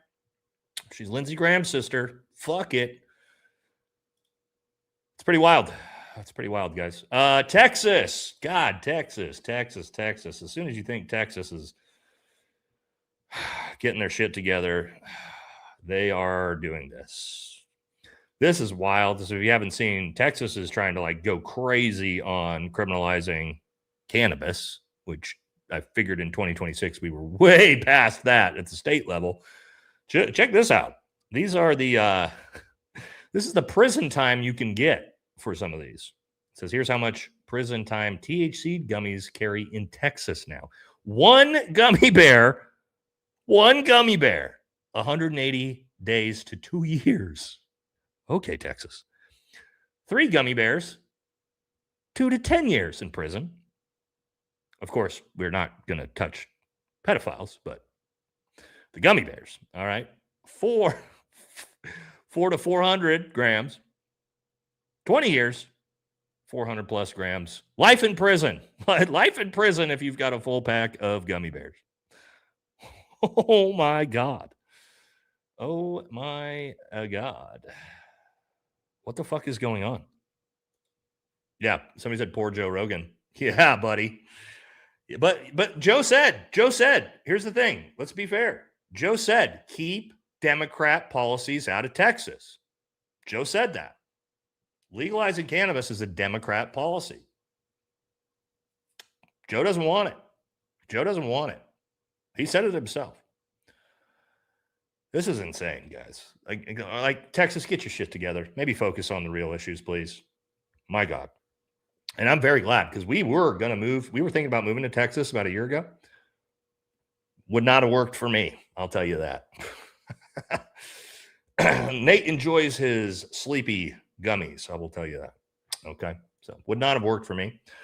Somebody else, some other stuff out of the administration here. Katie Miller, husband of Stephen Miller, says liberal men aren't attractive. Bruh. Imagine writing this when we're married to this guy. Now, this story is actually, this post is, it's funnier than you think. It's funnier than you think. I mean, it's funny because, my God, the little fucking goblin that she's married to, right? One of the most unattractive men in the world, objectively. But what's funnier is that she claims Democrat men aren't attractive. Well, that's interesting, Katie. Because if I show you this guy, Eric Swalwell, who you were sleeping with, apparently you thought Democrats were attractive when you were sleeping with Eric Swalwell. She also slept with Steve Bannon, apparently. So,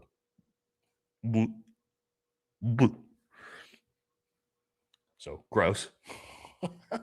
Could you imagine her saying that? Your husband looks like that. You used to bang a Democrat congressman, and you're talking about that? What do you these people, dude. Have some, just sometimes you would think like, hey, maybe sit this one out. You know what I mean? If you're Katie Miller and you're embroiled in a big controversy where people found out that you used to be sleeping with Eric Swalwell, maybe don't post that on X. Maybe just be like, I'm just gonna not talk about the attractiveness of Democrat men while I'm being caught sleeping with them. You think, but no, they can't do it. They can't do it. Okay. Next one. This guy. I do not get this guy. MAGA loves this guy, right? Brandon Gill. I don't understand his grift. His big grift is, I don't want brown people in my country. That's it. That's all he talks about. I do not want brown people in my country. I think that as a sovereign people, we ought to be able to determine, and there is nothing wrong with this, we ought to be able to determine who comes into our country. And we ought to be able to secure our homeland and secure the American dream for my daughter and my son and my future grandkids. And that is our first obligation as a member of Congress or anybody in elected office. Now, here's the thing, Brandon. You really don't want brown people immigrating to your country so that your kids and grandkids can live the purity life. But I keep showing people this. You're married to Dinesh D'Souza's daughter. You got brown kids. You're going to have brown grandkids. What are you talking about? You're just like JD Van. Like, what is it with these guys? Also, don't you think? Like, what does your family think about that when you say shit like that? I couldn't imagine if my wife was Indian going on rants about how I want to get all the brown people out of the country. And then going home to my brown wife and being like, how was your day? What'd you do today? Oh, I ranted about how I wanted all the brown people out of the country. Oh, okay. Well, that doesn't make me feel good. So fucking crazy, right? Like, look, if you want to have that opinion, you're free to have your opinion if you want, but then don't be married to Dinesh D'Souza's family. What, dude? I don't get it. I don't get it. I don't get it, chat. Some of these people I don't get. Anyway. Oh, speaking of which, you also got this. It's interesting how MAGA likes Vivek, but they want all the other Indians out. Lost the state. Let's fight for the state for the next 2 months, and we're going to fight for you once we get into office. Hey, everybody, time to pick up your yard signs. Yeah, there you go. So Ohio, there's your guy. There's your guy. Go go vote for Vivek, I guess. I don't know. It's weird. It's weird. Okay, now we got a really fun part of the show. I'm really excited about it. Funny part of the show. All right, we've had show's been okay here and there for the humor, but obviously the country's not in great shape, so a lot of this is depressing to talk about a lot of the time. But don't worry, the next section we got some hilarious, man. Again, I know that AI is going to kill us all eventually, right? We get it, the data centers, everything, the surveillance state. But in the meantime, sometimes people use AI in amazing ways. And the comedy videos that we're going to be watching, well, they warm my heart. Okay. So that's what we're going to look at next in a second. Let's do a couple super chats before we fall too far behind here. Okay. Now we're jumping into some hilarious stuff. T-Bill says, caught JRE with Jesse Michaels, and then our Jesse on Fire Live. Then Barron's show with Owen Benjamin, which was a good show. Now my favorite Green Beret, great day of podcast, sending love from Mexican. Well, thank you so much. Yeah, that's all great. I've been watching Owen Benjamin more and more recently. Some viewers turned me on to him. He's got good content. We now need a Piggy Trump emote. We could probably work on something like that. Healy says, "G'day, Nate. Lavrov is meeting the Pope, head of the CIA, and and is in Russia, and Zelensky's head office arrested and perp locked. Is something going on? I don't know enough about it yet. I did hear the story, but I'm still looking into it. I don't know much about it yet, but I'm sure we'll find out." Bobby says, "Carolyn misspelled fat, stout." Yeah, yeah. She that's how she spells stout, Bobby. She rearranges the words. Thank you, brother. His waist is bigger around than his chest. Yeah. Yes, it is. Is it antiseptic? Yeah, you got to use that on YouTube. To critique our greatest ally's president, better fall in line, Nate, lest you be cursed. Jesus. Well, luckily, BB, Uncle BB is a friend of the show. He was in the channel earlier. He may still be here. So we're okay right now because, yeah, Uncle BB is a friend of the show. Okay. Not like he actually is with Tim Pool. Right, not like we say this satirically, unlike Tim Pool, but anyway. All right, let's keep going. Double D's Donnie. All right, I just gotta let you know, Frank, I will be stealing that for a joke at some point in a future episode. Just so you know, when you see it, you can thank yourself for that. Packing his 4-dimension chest spring back there. Yes, Double D's Donnie. Yeah, we're gonna be using that one. Thank you, brother. What's up, Marshall? Says Humpty Dumpty has a better physique than Humpty Dumpty. He does have a Humpty Dumpty physique. You're right. Thank you, brother. Good to see you. Trump was a draft dodger. Bone Spurs. Yeah. Nate, you still think Canada won't fight like you told me a few weeks ago? No longer elbows up. It's now gloves off. Well, I mean, we'll see. We'll see. You know, maybe. It's always interesting watching your shows. Great job, Chris. Thank you. Thank you, Chris. Appreciate you, brother. All right, a couple more. We'll jump back in. Pants pulled up to his belly. Yeah. I think they're being generous about him being 238. They clearly aren't counting full diaper weight. Especially when it's full, like you said, right? Which puts him closer to 300. Okay. Fucking Ray Charles can see the difference. All right. One more from Jasmine here. Trump is 5'10" in heels and look at a role in Tu Wong Fu. Oh my God, that movie is so good. Do you guys know that movie? That was one of my wife's. She turned me on to that movie a long time ago. Tu Wong Fu is a great movie if you haven't seen it. Go look it up on Netflix. You'll enjoy it. Was that Wesley Snipes, Patrick Swayze, right? Who was the third? And Hispanic actor. God, sorry. I know him. I'm just It's brain fart. Chat. Who's the third actor? He was just in the Odyssey. Yeah, John Leguizamo. That's right. John Leguizamo. That's right. Great movie. Good call out on that one, Jasmine. Yeah. Okay. Here we go. Let's get into some of the most wonderful AI videos of the week. All right. This one, we're going to watch it over because Dan used it. Our buddy Dan used it on his recent video. Free Wilson. If you haven't seen Free Wilson, ladies and gentlemen, oh my God. Whoever made this, well done. Sit back, relax, and enjoy. Wilson was never much of a people person. He preferred cigarettes and being left alone. Until one day, hey, Rachel. He found someone just like him. That's my girl. It was a friendship nobody expected. Oh, no. Rachel never questioned his logic, never asked for evidence. Finally, Andrew was undefeated until someone came to take it all away. Andrew, I need your help. No. With what? Help us bury the Charlie Sharks conspiracy. Erica, that's a lot to cover up. Then Rachel goes back to one of her 3 previous owners. Oh. You wouldn't. Try me. Oh, dude.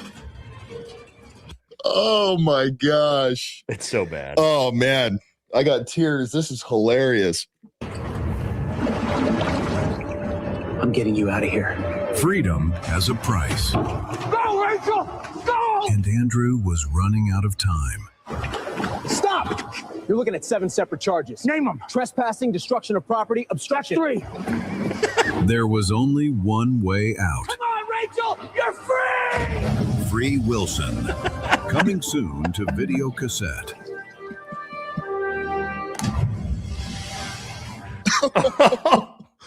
Oh, man. Oh, man. Whoever made that, oh my God. That is an absolute brutal one. Okay. So that one is probably the best. All right. We got a couple more. Okay. The next one is, I think it's made by the same people. And that is, Tim Pool. Tim Pool has his own version of this. Let me see if I can zoom it in a little bit here. You stated. Come on, Instagram. No, it's not gonna let me do it. All right, whatever. Here we go. He was a boy, she was a girl. Can I make it any more obvious? I'm telling you, this is how you get civil war. Well done, Timothy. Now, Candace, say she's completely lost the plot. Candace has completely lost the plot.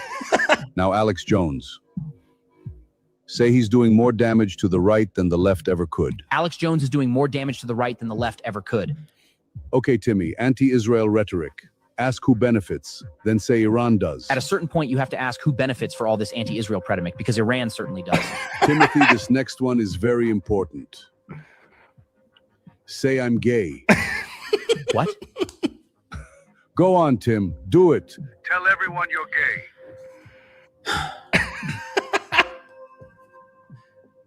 I'm gay.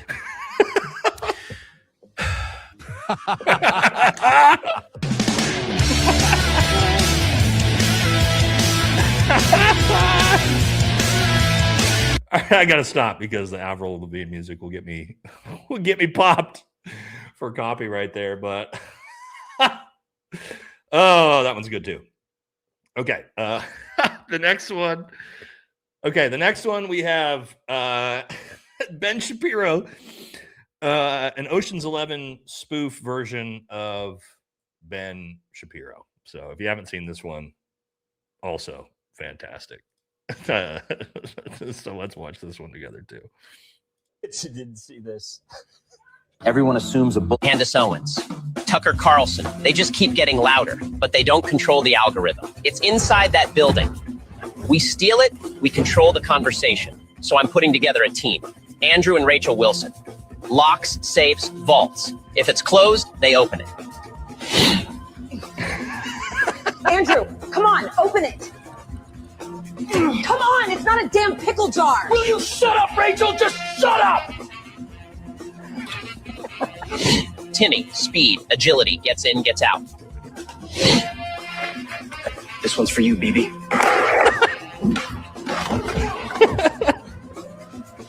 Erica Kirk.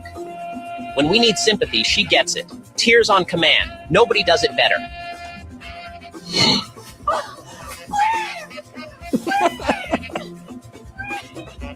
What the hell is she doing? Andrew Colbett. Spokesperson. Whatever happens, he explains why it didn't. Everybody calm down. There was no operation. Who said anything about an operation? Right. And nobody tried to access the vault. What vault? Okay. I'm going to start over. Wait for it. Wait for it, though. This is the best one by far. And Blake Mess. He's just here.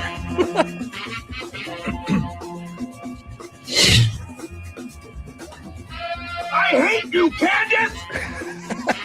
You're gonna ruin everything! All right, let's get to work. Ben 7. Okay. All right, sorry. There's just a bunch of good ones this week. So I don't know. Whoever's making those, like, I don't even know how they make those with AI because they're so good now. But my God, I think, there's one more, right? Hold on. I forgot to pull it up. We have to watch this one. You may have seen this one already. This one was going. Yeah. Okay. Let's watch this. One more. We got to watch Inner Wilson. If you guys haven't seen Inner Wilson, we got to watch this one together. All right. Last one. And then we'll get back to the show. Here we go. Everyone assumes a bullet travels from point A to point B. Because it does. That's a very three-dimensional way of looking at it. But what if the bullet doesn't travel across space? What if it travels through it? Okay. But where's the bullet? Exactly. Exactly what? It disappeared midair. Extremely common. Next time you hear my voice, I'll be on the other side of space. What day? Saturday. Then you won't hear mine. It'll be Shabbat.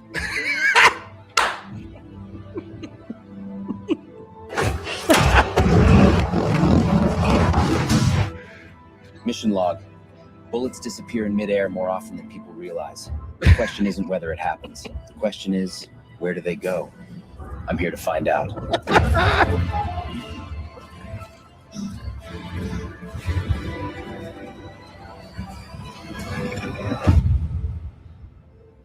No. Don't go. Don't go! Andrew, don't go to the debate. Rachel, don't let me leave, please. Don't let me leave, Rachel. You don't know the charges. Stay home. Rachel, stop me. No. Wait, Rachel, don't let me go, please. You're going to say positive evidence 47 times. Don't go. Rachel. No. Please. Enter Wilson. Everyone is. Oh, I don't know, guys. I don't know how that, like, that's like high quality and it looks 100% real. I don't know who's making those. Man? I got to figure out like how to get the technology to make some of those, man. Like, we make good memes, but that stuff is woo. All right. So anyway, all right. That's the rest of them we're gonna watch. Okay, let's get back to some normalcy here. Let me get a little too zoomed in. All right. Let's get back to what an influencer's talking about. All right. Why not Laura Loomer? All right. Let's get some Loomers in the chat from the members. So Laura Loomer says, I don't want Muslims in positions of elected office, and I don't want Muslims having financial ties to the GOP. I don't like Islam. If I could wave a magic wand, I would round up all the Muslims and deport them. Wow. Most MAGA voters agree with me. Good luck running for office and trying to convince me, the MAGA base, that we need more Muslims in America. Good luck. Okay. Wow. That's insane that you can just say shit like this. It's crazy to me. Every time I see these things, right, about Islam and Muslims, and I'm not Islamic, I'm not Muslim, but I'm somebody that actually believes in the tenets and American values of the Constitution and the First Amendment and freedom of religion for all religions and all Americans to practice their religions however they so please, because that's the way our country was fucking founded. I do think it's bizarre that you can say shit like that about that religion, but if I were to post that exact same post and swap out the word Muslims for Jews, do you know what would happen to my accounts? Do you know what would happen to my YouTube account? I would be nuked from fucking orbit and deleted off every platform immediately. My banks would probably drop me. I would probably put on no-fly lists. So why is it that MAGA thinks it's okay to speak like that? Isn't that crazy? They don't have the bravery to say that about anyone else, especially not Judaism. Now, why is that? Why aren't you brave enough to say that? It's pretty wild, isn't it?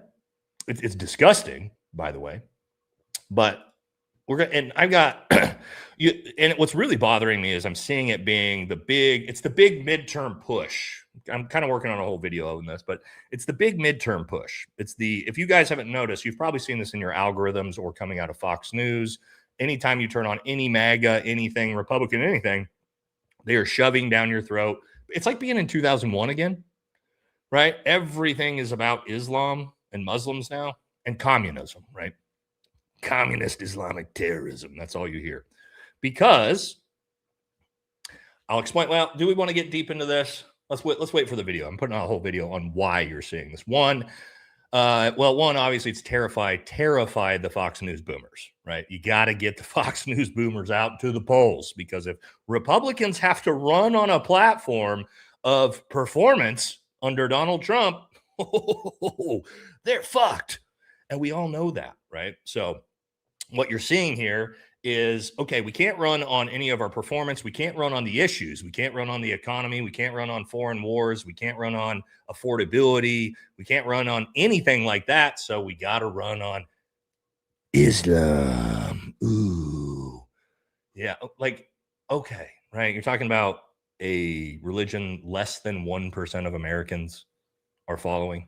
And that is the only thing they can talk about. And they talk about it brazenly, partly because they're actual racists, okay? Not just racist towards Muslims, they're racist in general. And they feel comfortable being vocal about Muslims and Islam because it's socially acceptable to be racist towards that specific demographic of people. You can't be openly racist against anyone else in this country.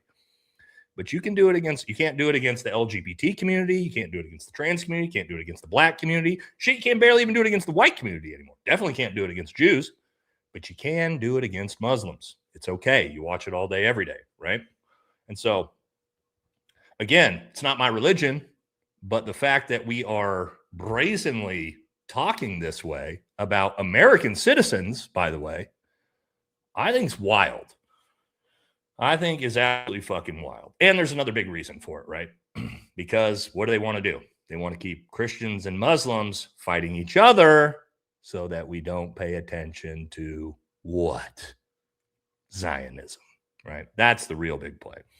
That is the real big play. It's been the play since before 2001. So when you see that, culture war is another of it, right?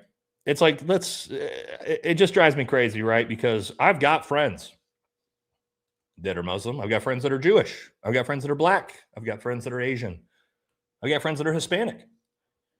And I don't care because they're good people. And they have families and they work hard. They're just like every other American. So it drives me crazy to see this type of shit. I think it's terrible. Anyway, I got a whole episode on that, so we're not going to dive too deep into it. But it just grosses me out that that's all you see coming out of Fox News. If you didn't see Abdul Al-Said absolutely cook Jesse Waters last night, We should probably watch that too. But before we do that, let's see what Glenn Beck has to say. Because this guy, let's see how he thinks Donald Trump's doing. He's doing everything perfectly. But what he's doing, he is truly putting America first, and he's doing really hard things. We're in Iran because of nuclear weapons, yes. But we're also in Iran right now for the pipelines that they wouldn't build without a crisis. We're taking away the choke points, and we're controlling the choke points over against our enemies in China and in the Middle East. He's repositioning the entire world. All of the power will be in North America and in your hemisphere. I love how that starts. He's doing everything perfectly. Okay, dude. Woo! Woo! Fox News boomers, baby. Fuck it. Wow. Fuck it. Yeah. It's perfect. He's crushing. It's the best war ever. We've never seen a better performance of a war than against Iran. God, dude. I don't know. Like, do they... Chat, let me ask you. Let's do a poll on this. This wasn't planned. Just now that randomly popped in my head. That is so obnoxious, right? It's so obnoxious that there is no way. It is almost impossible for me to believe that Glenn Beck actually believes anything that's coming out of his fucking mouth. And so what I want to ask you guys is all of these like Glenn Beck's and fucking all the other ones, right? Do they actually, oh, let me close this poll out here. Do they actually believe what they're saying? All this pro-Trump slop themselves. Like when they, look in the mirror at night and it's just them, do you think they actually believe what they're pushing? Or are they doing it because they're paid a lot of money to do it, right? We'll say bullshit. All of these people, to me, I think it's almost impossible because some of them aren't dumb, right? Some of these people aren't dumb. Glenn Beck, I don't think is a dumb guy. So it's almost impossible for me to believe that he actually believes a single word of what he just said. Right. But let me know what you guys think. Okay. All right. Speaking of, oh, she just can't. We know, right? You never know which Megyn Kelly you're going to get day by day. Fence sitter Kelly. Okay. Well, she's back to simping for Trump. Okay. So she says here, Ossoff was the one who made fun of Trump for having Natalie Harp travel everywhere with her, right? John Ossoff. So Megyn Kelly came out to viciously defend Donald Trump, who I thought she hated based off of her interview with Sean Ryan a month ago, and now I guess she loves him again. I'm not sure. She says Ossoff was clearly implying that Trump is having an affair with a staffer. He is so determined to disparage Trump. He didn't give one thought, or worse, he did, to how this could affect Natalie forever. Don't let the Democrats tell you they're here for women. It's a lie. I don't understand Megyn Kelly. I don't get it. You never know what Megyn you're going to get day by day. One day she hates Trump and MAGA. The next day she's pro-Trump and MAGA. One day she hates Islam. The next day she loves Islam. She always loves Epstein. She's always defending Epstein. So I will give her credit. The one issue she is consistent on is defending pedophiles, right? So we will give her credit for that. She is very, very consistent when it comes to defending pedophiles. So, Megyn, I will give you credit on that. But on the other issues, you never know what you're going to get. You never know what you're going to get with Megyn. It's so weird. It's whatever way the wind blows. Whatever way the wind blows. I don't know if I showed you guys this before. I think Jameson showed me this. Because I don't watch Megyn Kelly, obviously, right? I'm not sitting down to watch an episode of Megyn Kelly. So I actually never go to her. I never go to her channel. But somebody actually sent me this. Nah, she's doing a little bit. Not really. They sent me her to look at her actual YouTube channel to see how she's doing. Her views are not good. I mean, some of these are recent today, but let's see. Let's go to days ago. Let's get a couple days ago. Like 2 days ago, 24,000 views. 59,000, 7.9 thousand views, 20,000 views, 20,000 views, 16,000 views. Whoa. And again, 4.15 million subscribers. I didn't realize her channel died. I mean, like that's worse than Ben Shapiro. Again, I don't watch her content, so I wasn't following it at all. But yeah, yikes. Those are not good view numbers. 20,000 views a video when you have 4 million subscribers is, that's basically people saying we're done with you. You know, yikesy. Let's see. We got one from Fuentes. Today. I got to restart this. It's actually nothing about. Is this somebody said this is AI? Oh, okay. If this is AI, that's hilarious. But we did see this video if you hadn't seen it. It's Vice President. With the roach on him. I don't know if this is actually AI. The Joint Chiefs, Tucker Carlson, who visited him 3 times. When Charlie Kirk was going to take the stamps. Why? Chat, do we know if this is AI or not? Do we know if this is AI tonight or not? The Roach Lord? I saw that. That was everywhere. If that was AI, that's funny. Actually, pretty funny. I don't think that's AI. Yeah, I don't know. I saw that immediately when it came out. Anyway, maybe it's AI. I hope so. I hope it's AI. Yeah, I mean, like, Asmongold, but that doesn't look like an AI video. But again, I don't know. But there was a community note. It's kind of gross. Anyway, who knows? Let's see. Let's talk about, here's one from Tucker talking about AOC. Ooh, interesting. Talking about how AOC has fooled everyone. If AOC is describing wokeness as, excessive or trying to make it, laugh it off, or I saw that she said yesterday that calling for the abolition of police, that's just something you say during a pandemic. I mean, just kind of joking around. It's just a Halloween costume she wore for a day and discarded.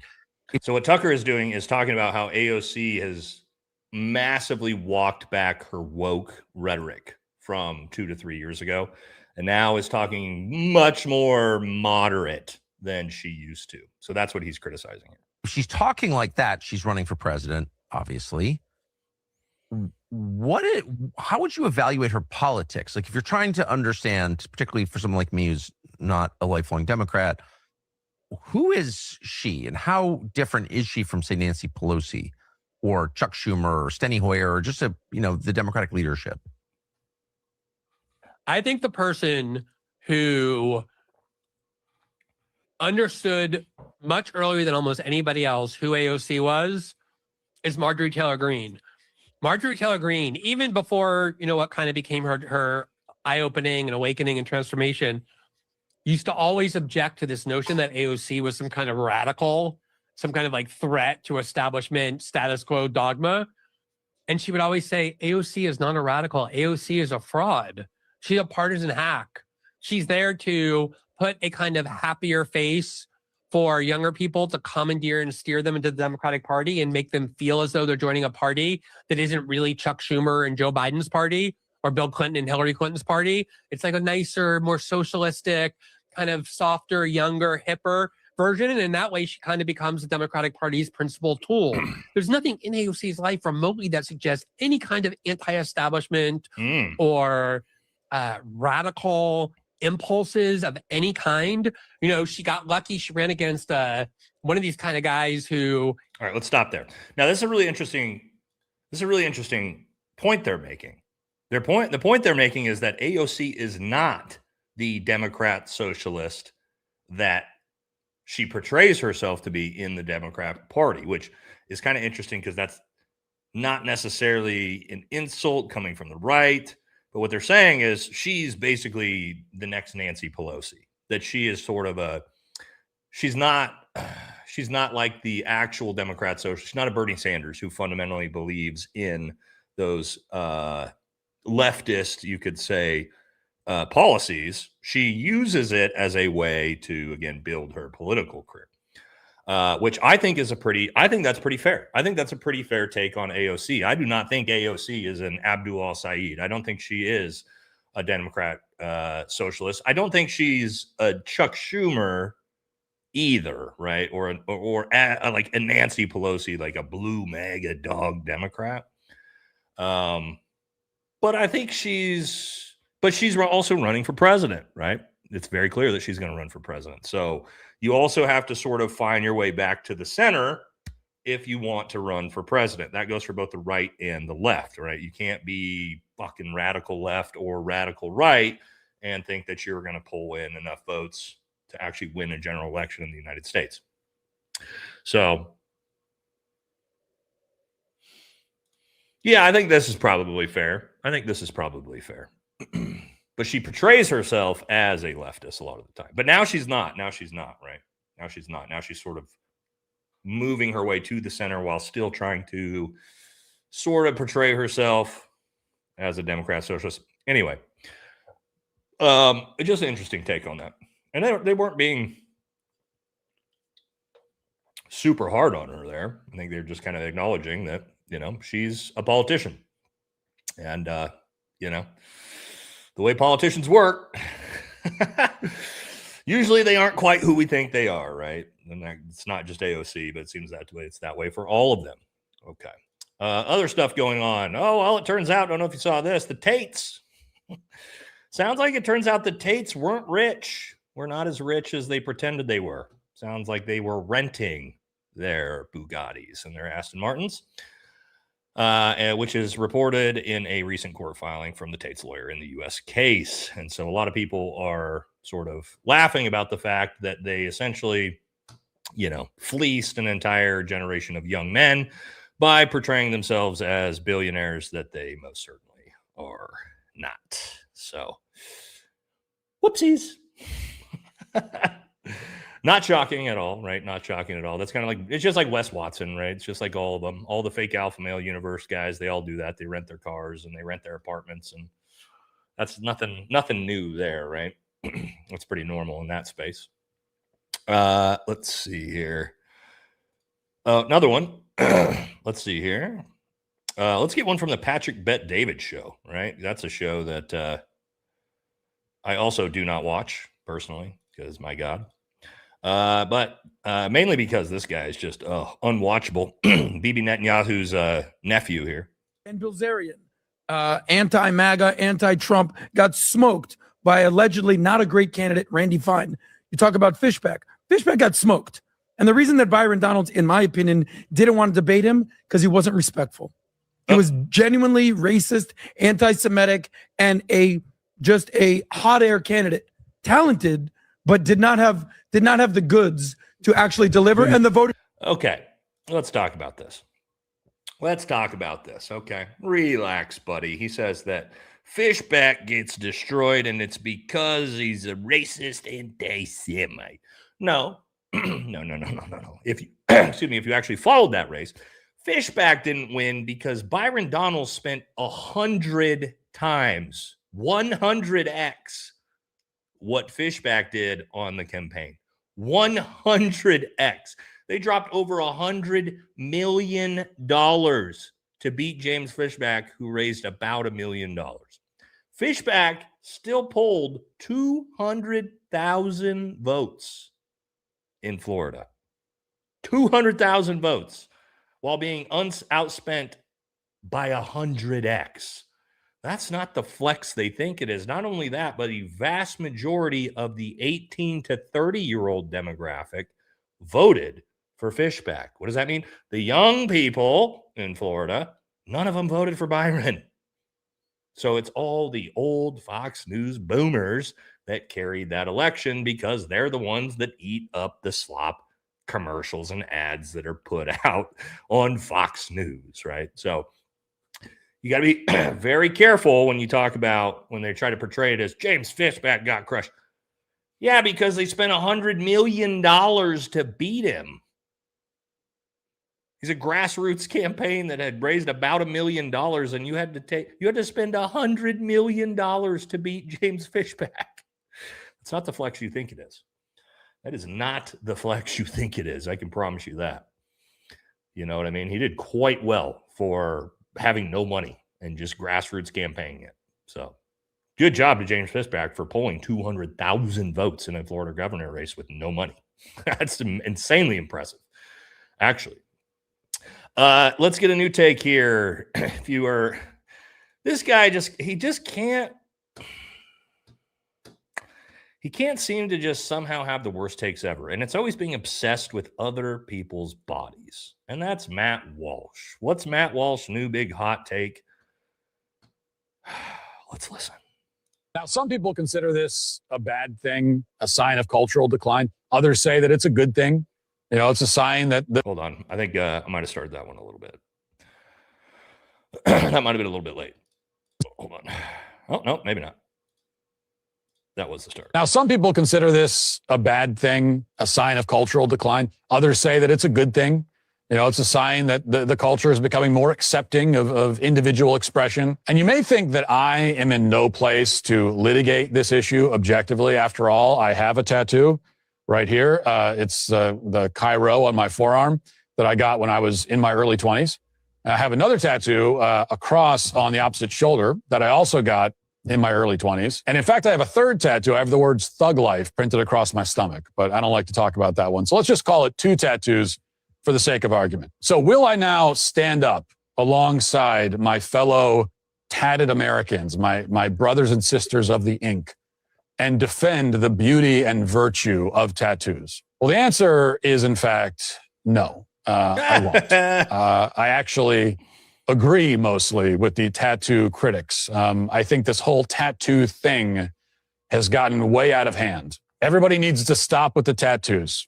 Okay? It's too much. It's too much. Now, some people consider this...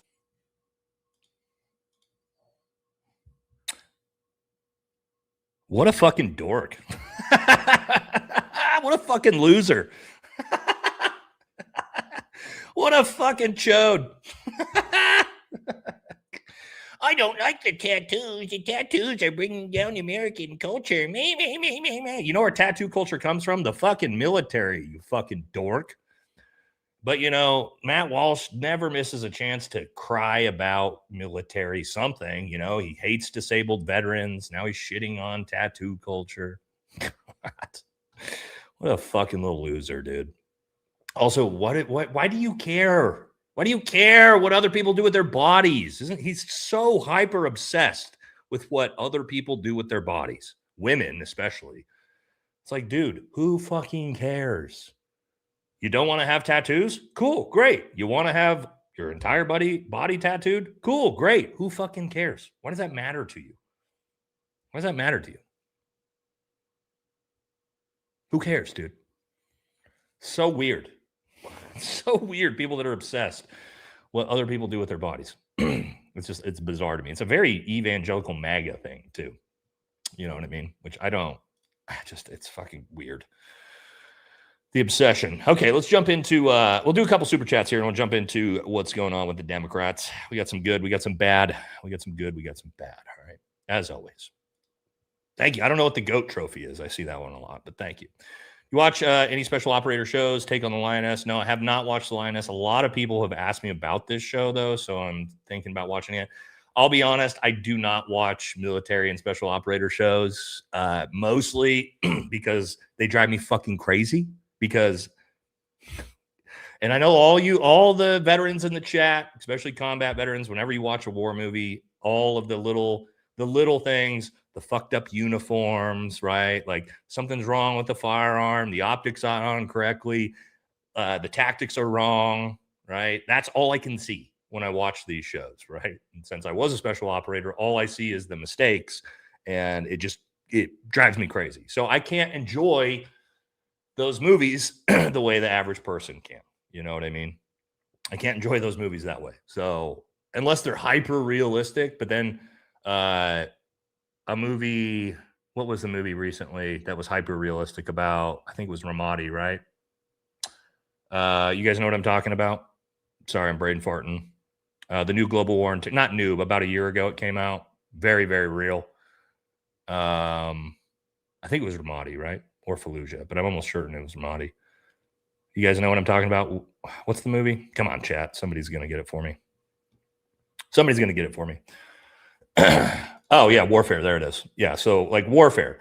A movie like that, then, I also don't really like watching, especially not the global war and terror ones, because then it's like too real, right? And then it's kind of like triggering. So yeah, I can't really. I do love Waterworld, actually. Now, so Top Gun is the one I like, and like Navy movies I do like, because there's a lot of stuff like in those I don't know a whole lot about the Navy or the Air Force. I mean, other than serving, right? But I miss a lot of like when fighter pilots are doing and shit. I don't know what the fuck. I'm just like you guys, right? Like I've never been in a fighter pilot or in a fighter jet. I don't know what they're doing up there. I don't know if any of that's real. So I can enjoy movies like that because I have no context to whether this is like serious or not. But like Army combat movies, I can't do it. And I especially can't watch them with my wife. My wife will not watch any of those movies with me because I will just sit there the entire time and be like, hey, babe, did you know that that's not what the uniform looks like? Or, hey, did you know the Special Forces tab's on the wrong side? Do you see that? And she'll just be like, dude, shut the fuck up. Shut up. We don't care. You're the only person that cares. You know what I mean? So anyway, no, I long-winded to say I don't watch a lot of those. I do watch all the Green Beret movies. Yes, I do watch all the Green Beret movies, of course. But yeah. All right, thank you. Hey, Nate, love to watch your content. Love your work, brother, from CA. Thank you. Appreciate you. Canadian Tickler. That's quite the name. Did you do this again, Buff? Or is this isn't from earlier, is it? Brother, this is too much, man. You're way, way, way too generous tonight. Thank you so much, man. But goddamn. That's another 20 from Buff. Guys, make sure you thank Buff if you've got any of these from him tonight. Crazy generous from you, brother. I'm going to have to do something nice for you. I'm going to be on it. Thank you so much, man. I appreciate it. Super generous. And use those emojis. Use those emojis. We got a lot of great emojis out there. P-Bell says, Hunter interview was impressive. Thank you. There was a lot of people mad about that interview on X. Oh, my gosh. Oh my gosh, I didn't know I triggered MAGA so hard with that, which I absolutely love, by the way. Watching MAGA crash out over that interview, chef's kiss. Chef's kiss. They seem like they don't understand that I'm not a Republican. I don't know. They're like, how could he? What a traitor. I'm like, what are you talking? Traitor to who? Or do you not watch my content? Because I'm not a fucking Republican. This isn't a secret. Nate not being a Republican is not a secret to anybody who knows me, right? So it's just so weird. Warfare, yeah, got it. Thank you, Uncle BB. It's just so weird, right? It's like, what are you crashing out about? How could you? How could I what? I'm not a Republican. Is what it is, man. But anyway, thank you so much. It was a great interview. Really enjoyed it myself. Good conversation. Always thought Leprechaun Tactical was Nordic, blonde, giant behind the camera, and then Heavy Duty showed us he's no such thing. Hey, is what it is, man. Is what it is. The beef importer in chief is an utter idiot, but still has bigger calves than Nate. He does. This is true. He does have he definitely has bigger ankles than me. He definitely has bigger ankles. The fluid in the cankles and the calves. 100% Donald Trump has way bigger calves than me. Way bigger calves than me. You are 100% correct on that. I'll give him credit for that. Hey, brother, remember muscle weighs more than fat, and he's probably only 20% muscle, so 238 is somewhat probable. That's kind of fair. That's kind of fair, Rick. You are correct on that. That is kind of fair, especially if he's shorter. If we're saying he's around 5'10", 5'11", 240, that could be accurate. That could be accurate. Nate, what are you doing? Too much noticing. Now they'll pass you over. Hey, don't. We got Uncle BB in the chat, so we're good. Uncle BB's a friend of the show, so we're safe as long as he's around. As long as BB's in the chat, we are safe. We are safe. Okay. So I don't know, BB, if you're still here, but let him know. There you go. from Buff got one of those trophies or for one of those memberships. All right, 2 more I'm going to jump into. But what's your positive evidence? Grand Bear, what's up, bro? Says, plus is Iran is sucking up our best munitions for no gain on our end. 100% true. Okay, let's jump back into it. Let's talk about what Democrats have going on. This is the biggest story in Democrat land by far, and it's not even close. Okay, and many of you may have seen this, and I don't know what is going on. Democrats got to figure this shit out, and that is Minority Leader Hakeem Jeffries and Jared Kushner. Yes, I know this doesn't even make sense when you read the headline. It's true. He admitted to it. We're going to take a look at his response. Hakeem Jeffries and Jared Kushner held a private meeting to discuss possible cooperation between Democrats and the Trump administration if Democrats win the House. Wow. Democrats, is that what you voted for? Is this what you want? Ooh. Uh-oh. The Uniparty. The Uniparty. Yes, it turns out blue MAGA is a thing and is just as bad as red MAGA. Let's see what he had to say about this, because, you know, I'm sure it's got a great excuse for it. So, of course, he had to dress up and, hey, I'm just a regular guy. You don't mind me meeting with Jared Kushner, my regular guy in my New York Yankees hat and my polo. I'm just Hakeem Jeffries. He asked for a meeting, and I took it to discuss the affordability crisis that exists that is not a hoax. So why did you meet with Jared Kushner? Jared Kushner is not a government employee. He has no formal position. Why would you be meeting with Jared Kushner to discuss the affordability crisis? He's not even in the Trump administration. That's weird. At the same period of time, I shouldn't have to say it, but I am. No one is going to get a pass. We're going to hold every single member of the Trump cartel accountable beginning on day one. If you're stealing from the American people, shortchanging the American people, or screwing over the American people, you're going to be held accountable. Mm-hmm. We're going to follow the facts, apply the law, and be guided by the Constitution, beginning on day one, and hold the crooks accountable. By the way, he also announced that he will not seek impeachment for Donald Trump if Democrats take charge and he becomes majority leader and Speaker of the House. He also announced that he does not want universal health care.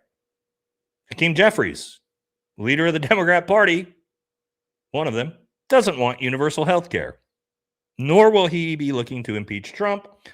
Now, I wonder, chat, why might this be?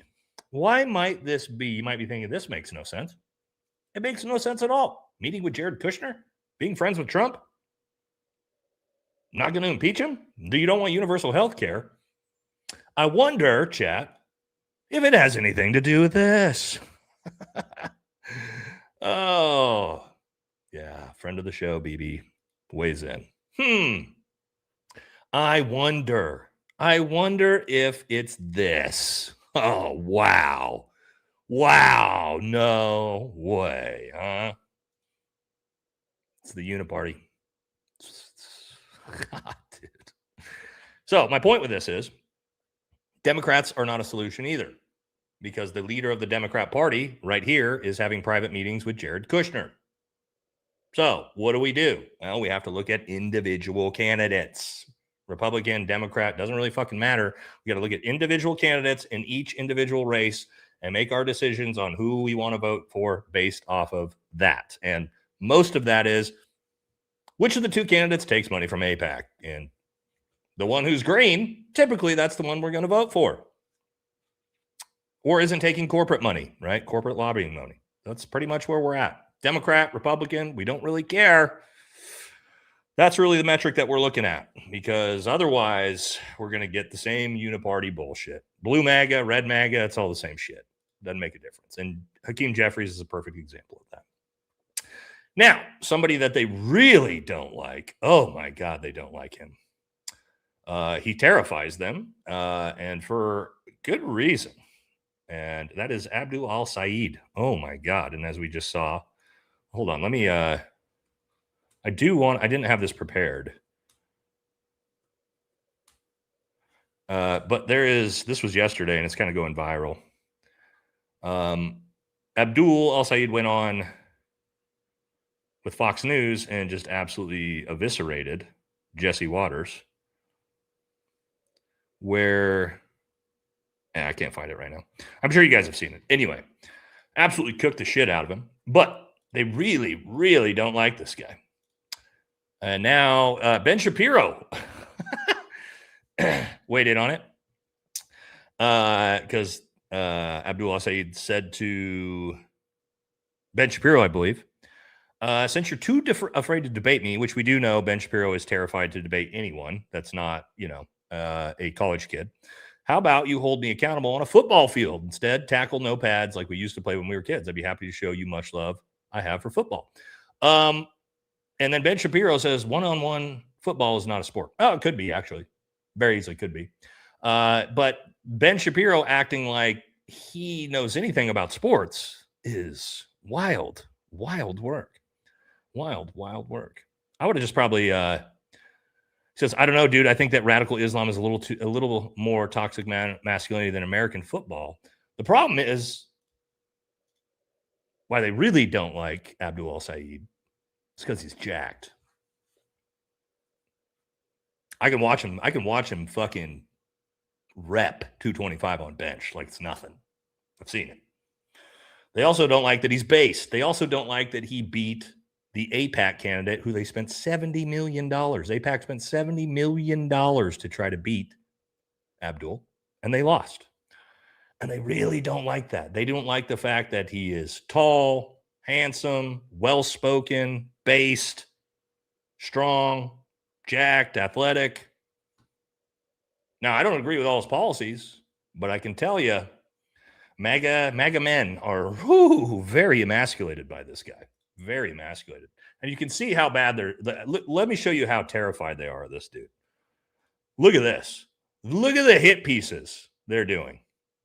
And they got community noted immediately, right? From Republicans, 4,000 puppies and kittens unalived under his watch. Look at that. Could you imagine Fox News boomers seeing this? Oh my God. Oh, right? With the little golden retriever puppies. Obviously, then immediately the community says no, he did not do this. All right. Yeah, it's everywhere. Here's another one. It's obviously this isn't true. It's completely made up, but that's what they're doing. This is how fucking terrified they are of this guy. Terrified. That's all coming from AIPAC, obviously. Along the lines of that, this is hilarious to me too. I love this. This is another MAGA cuck page. They say, if you can't place your hand on the Bible and swear an oath to the Constitution, then you have no business being in public office in my country. America first. I agree. And you know what that means? Donald Trump should be removed from office right now. Right now. You know why? Donald Trump didn't swear in on the Bible on his second term. Did you know that? Did you know that, chat? I knew that. I don't think MAGA knows that. But it's funny that you said that. Like, personally, I don't care. I don't care what your faith is. You want to swear in the Bible? You don't want to swear in the Bible? I don't give a fuck. As long as you're doing a good job as a government official, cool. If you're an atheist, why would you swear in on the Bible? Right? If you're Jewish, why would you swear in on the New Testament? If you're Muslim, why would you swear on the Bible? If you're Buddhist, why would you swear on the Bible? You swear in on the Bible if you're Christian or Catholic, which makes sense. Cool, great, got it. But again, how dumb are you, MAGA? Your own guy did not swear in on the Bible. Wild one. All right, now, man, people are mad about this. Hassan Piker. Oh God, they terrify him, or he terrifies them also. He mocked the murder of Charlie Kirk at a live podcast recording. He is pure evil, and he must be deported right now. Deported? He's an American citizen. Now, did he mock the murder of Charlie Kirk? He played the obnoxious AR We Are Charlie Kirk song, and he sang it, and he mocked TPUSA, and he mocked Charlie Kirk supporters, for sure, which I'm not a big fan of mocking Charlie Kirk. But at the same time, this is America. And even when I think somebody's being a douche, that's what freedom of speech is. And if you want to make fun of Charlie Kirk after he died, you have the right to do that. You have the freedom to do that. I think it's ill taste, not something I'm going to support. But no, we're not going to deport U.S. citizens for things that they say. MAGA, stop it. I know you hate the Constitution, but you have to stop. The entire point of freedom of speech in the First Amendment is not to protect speech that you personally like that makes you feel good. The entire purpose of the First Amendment and freedom of speech is to protect speech you don't like, that you really don't like, speech that you viscerally hate. That is the point of the First Amendment. And so, again, we don't have to agree with what someone says. We can think it's absolutely abhorrent and terrible what somebody says, as long as they're not inciting violence. But somebody decides to make fun of somebody that died. Yeah, I think that's gross. I think it's in ill taste. Donald Trump does it all the time, by the way. Friendly reminder. But no, that's freedom of speech. Sorry. And I'm a constitutionalist. I actually do believe in the Constitution. So I'm sorry. And I know MAGA is supposed to be. Well, no, they're not, right? But it's protected, right? Speech you don't like is protected speech. You might not like what Hassan Piker says. I don't like a lot of things that he says. But we don't call for deporting American citizens because they said something you don't like. Okay? Yeah, this is great, right? It's a douchey thing to do and say, but it is what it fucking is, right? We move on with our lives. But they can't do it. It's the same thing as they're trying to cancel Jelly Roll now, right? They're running a massive cancellation campaign, social media campaign on Jelly Roll because he made some jokes about Trump being fat. A fat guy. Jelly Roll included the jokes about himself. He literally said "we" when he made the jokes, and it still doesn't matter. Cancel, ruin his life. Right? They are 10 times worse than the left ever was when it comes to this stuff. MAGA is. When it comes to wanting to cancel people, wanting to take away their speech rights, they're way worse than the left was. And I don't get it. Because you cried and cried and cried and cried and cried about it during COVID, and it was valid. When they were complaining about it during COVID, it was valid. And then you turn around and do the exact same fucking thing now that you're in power. It's obnoxious. And nobody takes you seriously. Okay. We did it. All right. The next section was going to be talking about, again, the Islamophobia scare. We kind of already hit it. But, I mean, let me just show you this. This is probably what episode I'm going to work on. I mean, look at this. Look how crazy this is. Like, these are MAGA pages, dude. My God, this is how you spend your day. Fuck. And also, grow some balls and say that about Judaism, dude. I want to see somebody come out and say that about Judaism. Not because I believe that, but because I want to see you nut up. Let's see what happens. Go be racist against the class you're not allowed to be racist against and see what happens. Bet you won't. Bet you fucking won't, because you're cowards at the end of the day. You know what I mean? This is a great point. America is about living together. Absolutely. That's the way our country was founded and set up specifically. It's why all of our Constitution is the way that it is. It's why the amendments are the way they are. But again, it's all big, like I explained, it's all a big push into the midterms because they can't run on a platform of performance, right? MAGA and Republicans can't. And if you can't run on a platform of performance, you have to run a campaign on fear. That's your only option. Because what are they going to do? Do you think Republicans are going to get up there in front of a debate going into the midterms and be like, I'm going to argue about how good the economy is and how low gas prices are and how low beef prices are and how affordable rent is and how the housing market is doing great? You think any Republican candidate is going to fucking get on stage and try to say that? No. They can't, because that's objectively not true. And the American people are living in the current system, and we know it's not true. So they got to use fear. Got to use fear. Got to use fear. That's all they got, right? So be on the lookout for that. Be on the lookout for that when you're watching your own local political races. Watch for the candidates that are doing that. Tells you everything you need to know. All right. We made it to the end of the regular scheduled show. A little bit longer on the regular scheduled show, 2.5 hours. That's okay. That's okay. It was a fun one.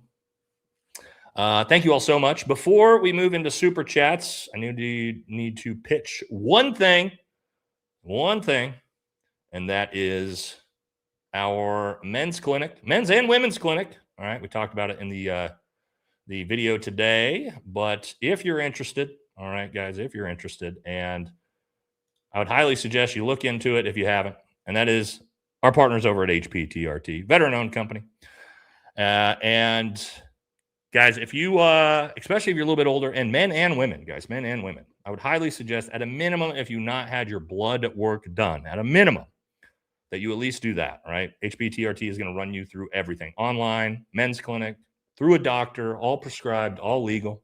Best way you can do it. At least find out where you're at, hormone-wise, because it'll change your whole life. All right, and let's see, cool thing on the website. We're on the website, boys and girls. There we are. It's completely, completely changed my life. I'm in pretty much the best stage of my life outside my injuries, but even there, peptides are going to help you with injuries and stuff too. I would highly suggest you check it out. All right, I'll put the link in the pinned comment here. All right, and just get a consultation, free consultation with the doctor, right? And get your blood work done. They'll help you run through all that, and then the doctor will let you know everything you need. And when it comes to your fitness levels, gaining muscle, burning fat, I would not try to do it without having all your hormones and everything right. Okay, I would highly suggest it. I'm not bragging on myself. Okay, but as you can see, at 40 years old, I'm a personal user of all this stuff, and you can see we're doing pretty well for our age. So I'll use my own self as a shout out here. Also, make sure you use code VFT. You'll get 20% off everything.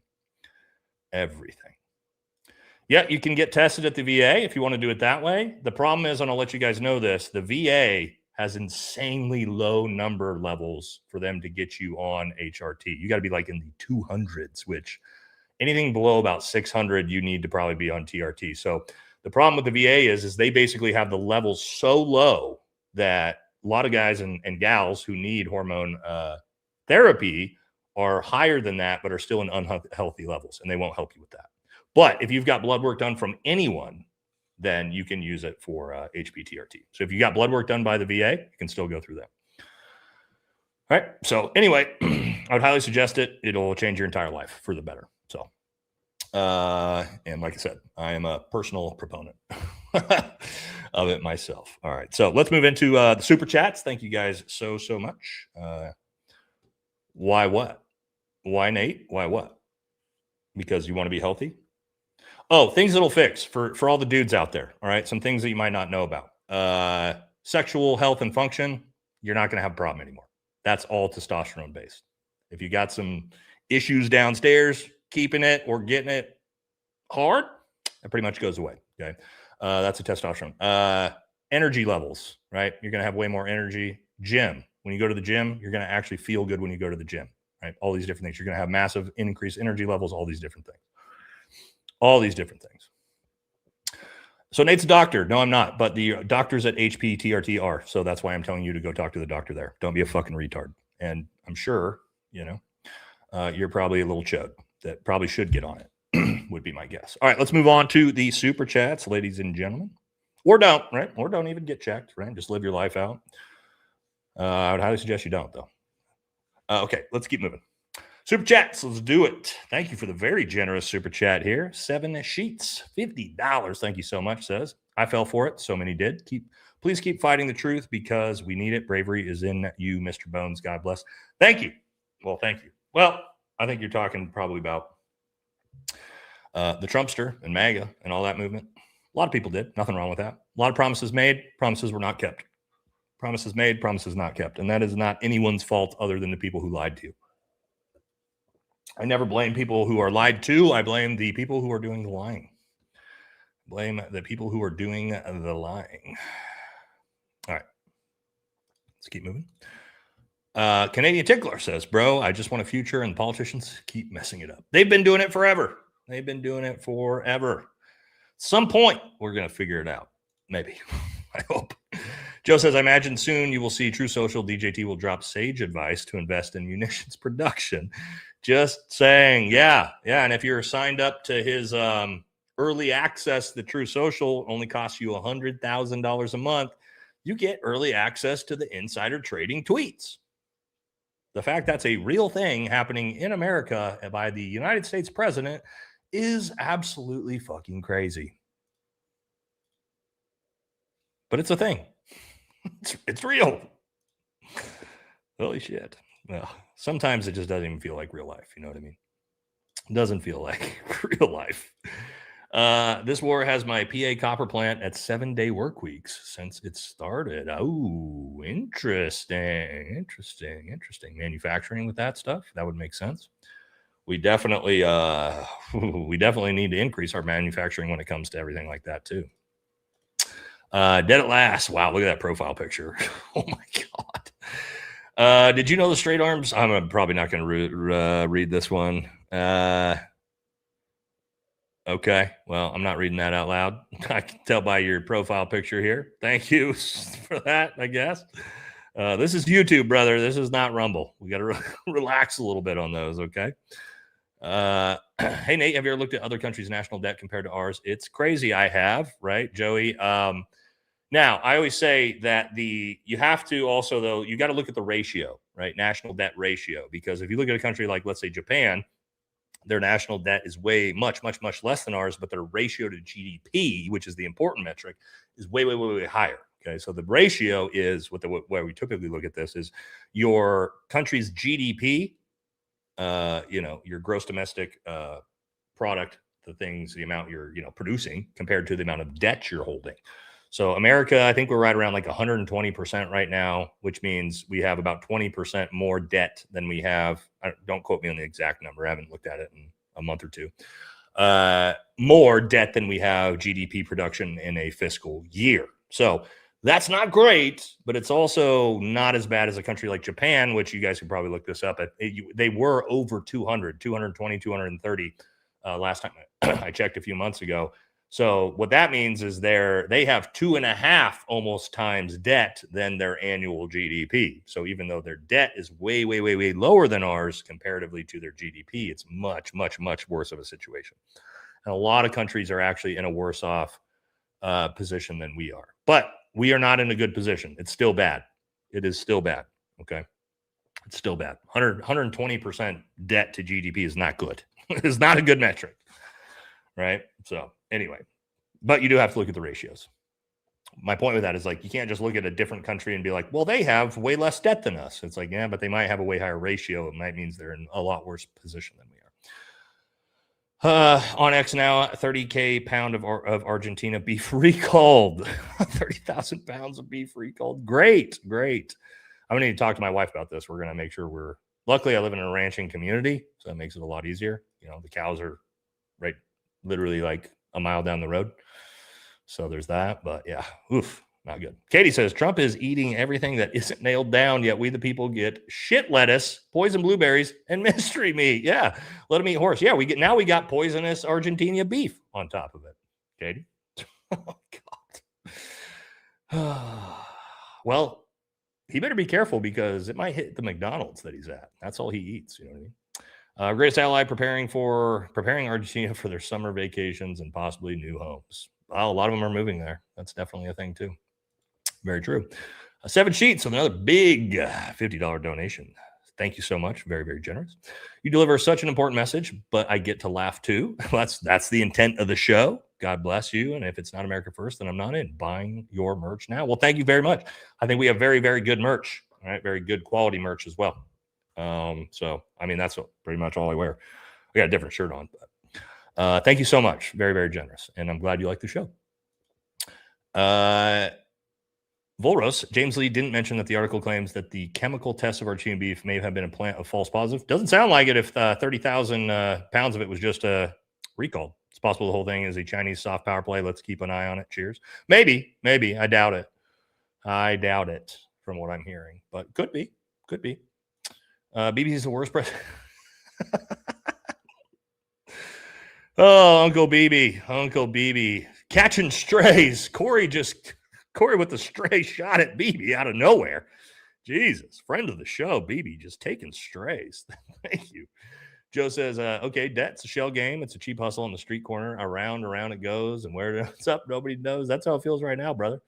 That's how it feels right now. Thank you, Joe. The government loves foreign beef.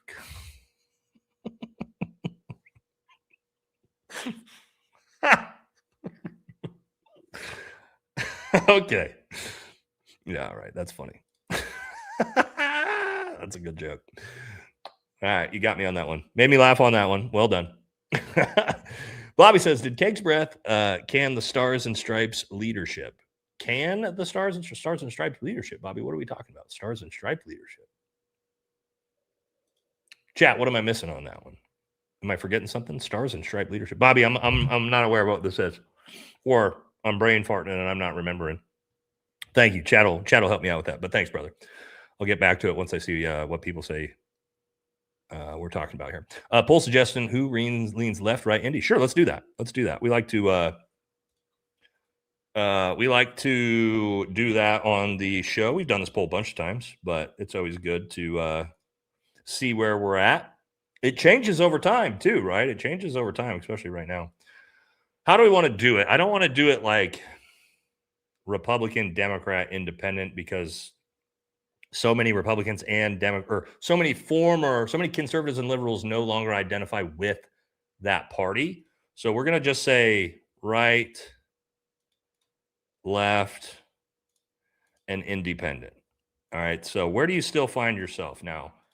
If you're MAGA, you're on the right. If you are conservative America Firster, who still considers yourself part of the Republican Party, right. If you're on the left, progressive left, Democratic Socialist left, liberal left. And if you are a straight up registered independent like I am, then put that. Oh, whoops, misspelled that. God damn it. It's laptop, hard to type on.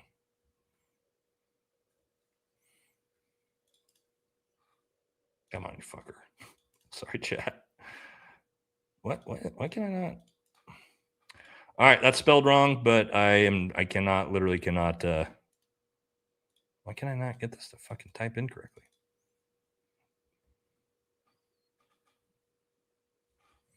God damn. Sorry. Keyboard. All right, there we go. Is it up? I think we're up and rolling now, right? Yep, there you go. Just where you lean. I'm gonna bet we're probably gonna be predominantly independent on this channel, but we do have people on both sides, all three sides for sure. Okay, Temptations cat treats cause kidney failure. Do they? I'm pretty sure that's what we get, Murray. If this is true, thank you for telling me this, because that is not good. And I think that's the ones we get them. I think that's the ones we get Munchkin. Well, we're not doing that anymore. Thank you, Murray. That's a big one. That's a big one right there. I appreciate that. Jose says, thank you, Nate, for supporting our greatest ally. You got it. I'm one of the biggest supporters. Ayatollah Okie Dokie, the 90%. All right. Flock stores data at Dana Centers. Thanks for the jewels. Sorry, I'm skipping over jewels, guys, because they I know they do all the stuff in the chats and they don't mean anything when we put them up on the screen here. Data centers make so much noise. Lots of calves are dying and it's 24/7 noises. I wouldn't be shocked by that too. God, that's going to be annoying as shit. Could you imagine do any of you guys live next to a data center like that they put in somewhat recently over the last couple of years where you live? We don't have any around here, but thank you. That dude, appreciate you. There's a lot of happy poop emojis. Thank you. Justice for comparator? Comparator. What the hell is this, Grand Bear? I'm missing that one. Thank you. Oh, stay hydrated. Some of these are the jewels, yeah. Brute Force Logic with a big $50 donation. Thank you so much. Super generous. Says, love you and the VFT. a little typo there. Crew, thank you. Brother, thank you so much, man. It's very, very generous of you. I appreciate it. And I love you guys as well. And thanks for being here. And one of my longtime homies from 20 years ago. Marshall knew me when I was like 21 years old, guys. Man, it's been a while. JD Delay as well, back in the day. Says it has to be some kind of weird kink that Natalie Harp's looking like Ivanka. Never forget, Trump said in an interview on The View that he would date Ivanka if she wasn't his daughter. Marshall, he did say that, and that is a great point. When you're talking about a potential mistress, he has already said, if I can find someone that looks like Ivanka, that's my girl. Fucking gross, by the way. Absolutely gross. Thank you, brother. Thank you. Oh, the Unk alert. I've seen that one a lot on Barron's show. JD meant driving a stake through the American dream. Jesus. Yeah. That's far closer to what we're seeing now. The U.S. military is socialism to an extent. It's not socialism to an extent. It is straight socialism, dude. The U.S. military is straight socialism. Yes. Especially when you're a private. When you're a private, they provide your housing, they provide your food, they provide you some money, right? They provide you free health care.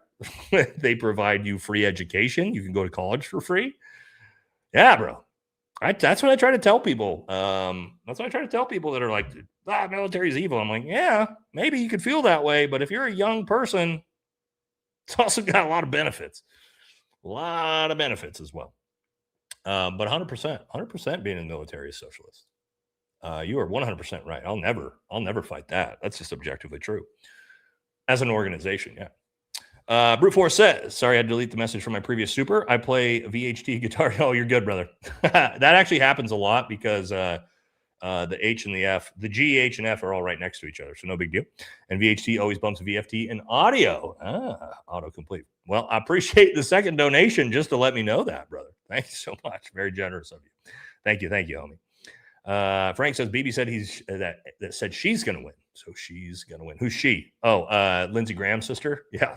I bet that's what you're talking about. Is you know what? A microdose helpful for relaxing and sleeping. Is it? It's the only thing that fixed my sleep, dude. Insomnia was my worst symptom of PTSD by far. Struggled with it for a long time, and hasn't completely fixed it, but man, it has been the thing that I get a full night's sleep now because of it. It still takes me a while to fall asleep, but I can actually stay asleep, which I used to wake up 7, 8, 9 times a night, every hour. It would take me forever to fall asleep, and I would wake up every hour on the hour every night. So imagine what that's like. A lot of you probably don't have to imagine because you probably have that issue. But yeah, it's been amazing for me. It's absolutely fixed it. Not fix it, but the closest we're going to get. So I'm a huge proponent of it.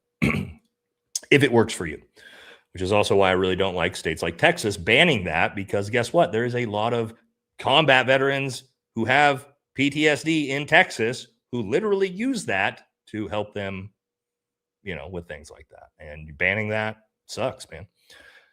And it's not just veterans, right? There's a lot of people out there with trauma and PTSD and a lot of different issues that this helps them with, right? It's like the fact, I don't know, it's crazy to me that in 2026, we're still talking about that as something being illegal. It's fucking crazy. How is that not? Also, it really drives me crazy about the Democrat Party. The Democrat Party has done a good job locally, state level. Why is that not your platform? Why is that not your federal platform? No, neither side will run on it. If I'm running for president as a Democrat, that's like my number 1 or 2 issue. I'm going to legalize cannabis federally. Boom.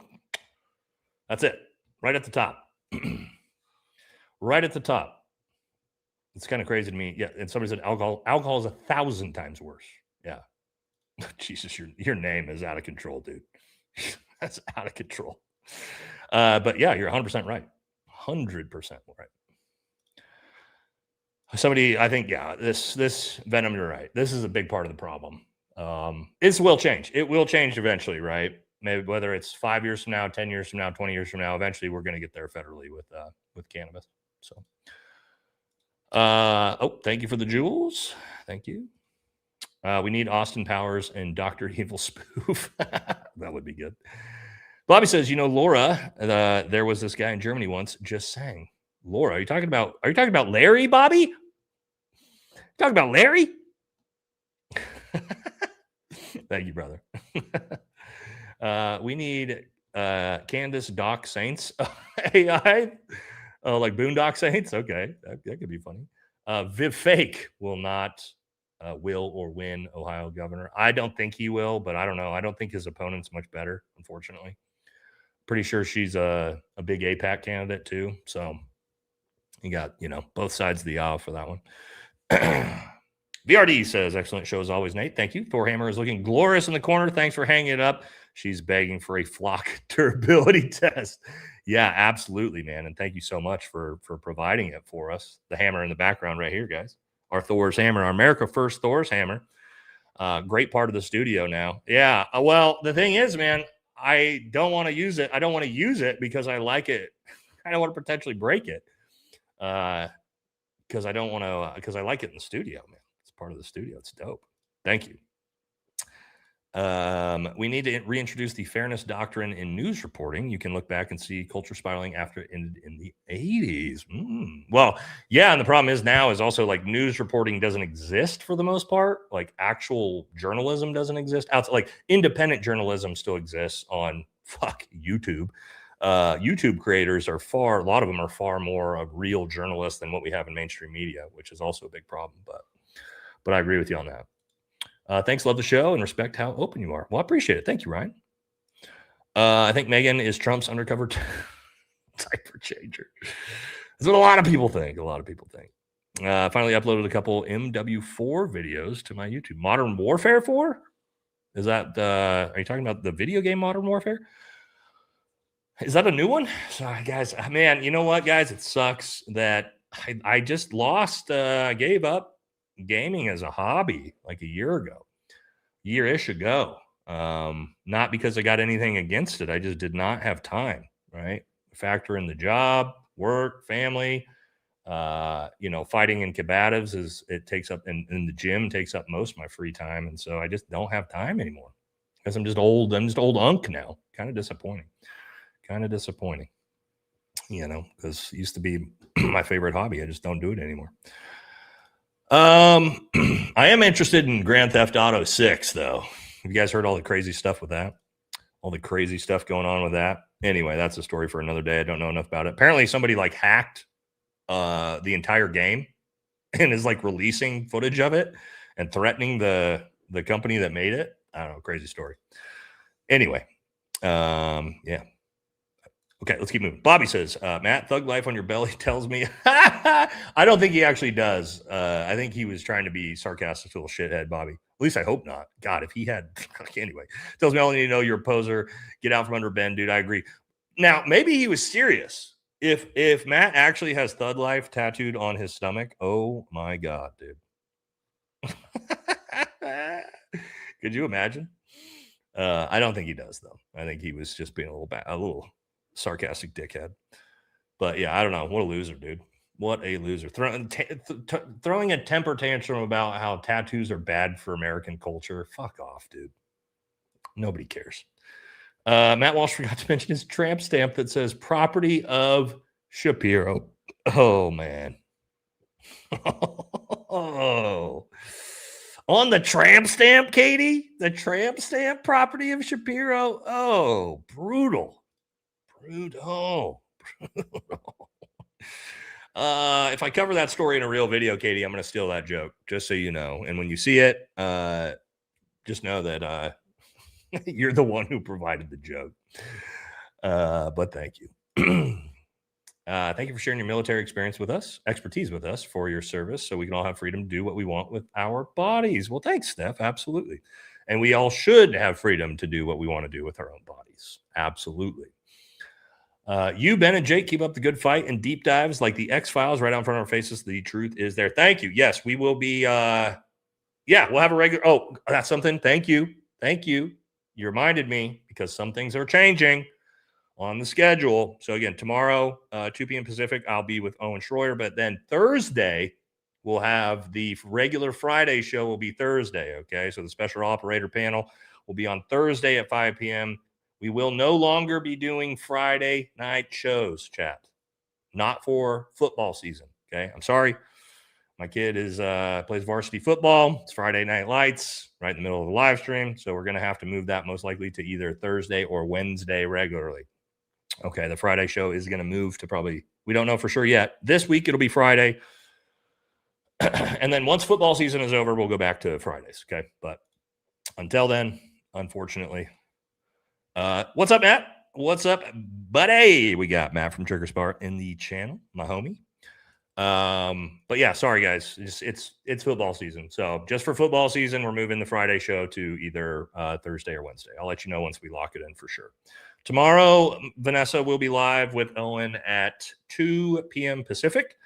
So I'm actually going to join his show an hour into it. So I can't actually schedule it ahead of time. All right. So it will just go live. So like as soon as you see it go live, we're live because it's on his podcast studio. So we'll put out some stuff for it. But just so you guys all know, 2 p.m. Pacific is when I'll be launching with Owen.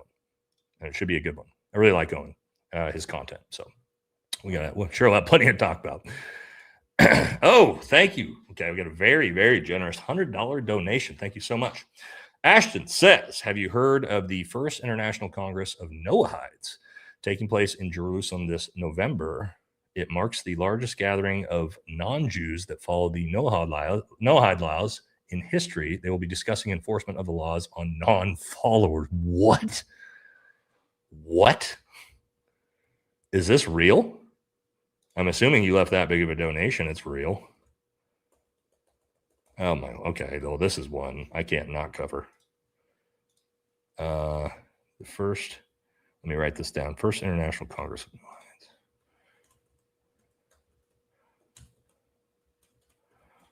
Is this real?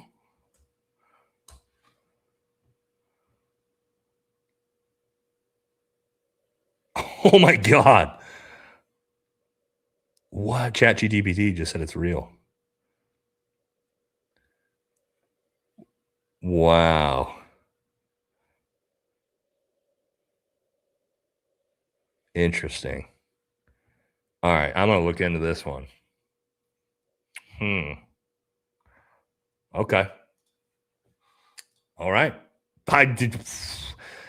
Yeah, we'll have to, Buff, we'll have to do we'll do an entire coverage on that for sure. I've got to look into it and see what the hell it all is. I mean, I know what no-hide laws are, but I didn't know they're going to have a fucking worldwide convention for this. And yeah, I just looked it up on ChatGPT. It's according to ChatGPT, it's happening. November, what's it say? November 2nd to the 6th in Jerusalem. Okay. Okay. Okay. And they're creating an international court and an international charter. And they're not saying what authorities it may have yet. Wow. Wow. Yeah.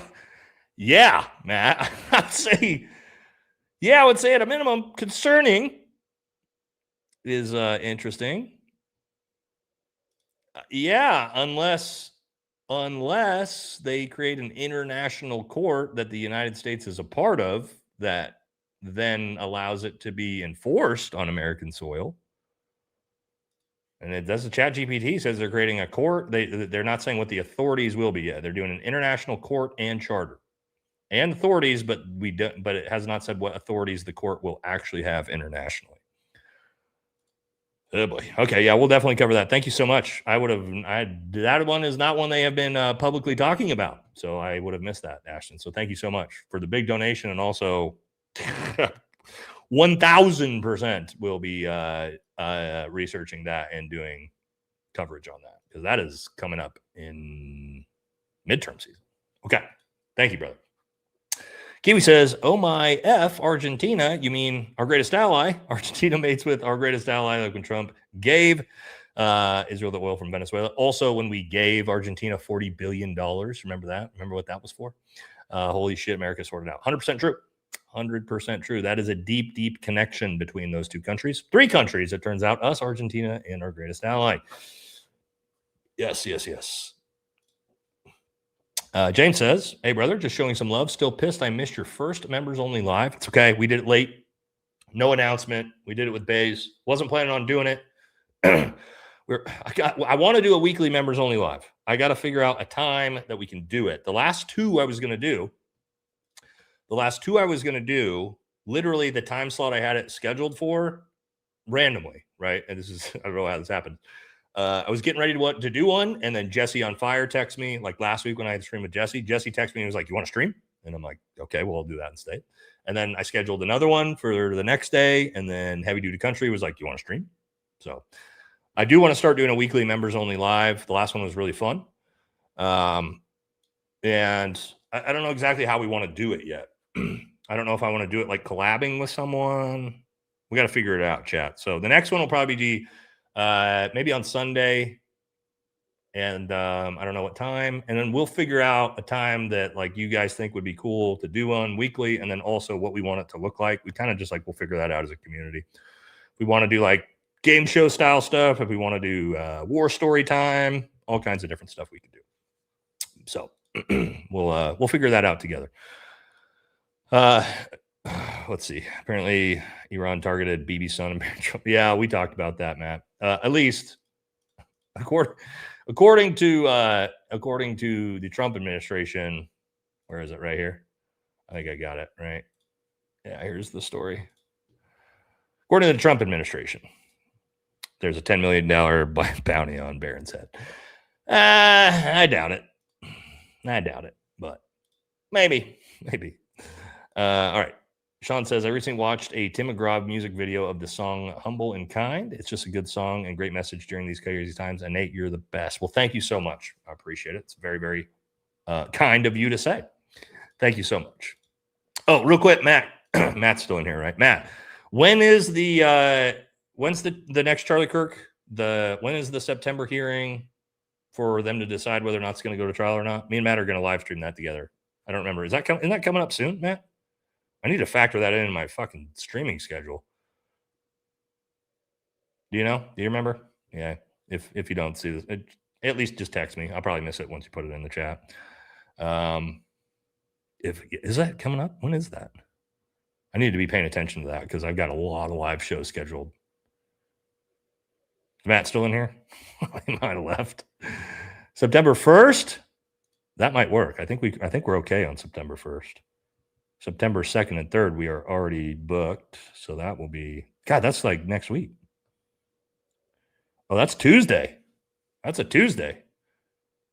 All right. So what we'll probably do, that's next Tuesday, right?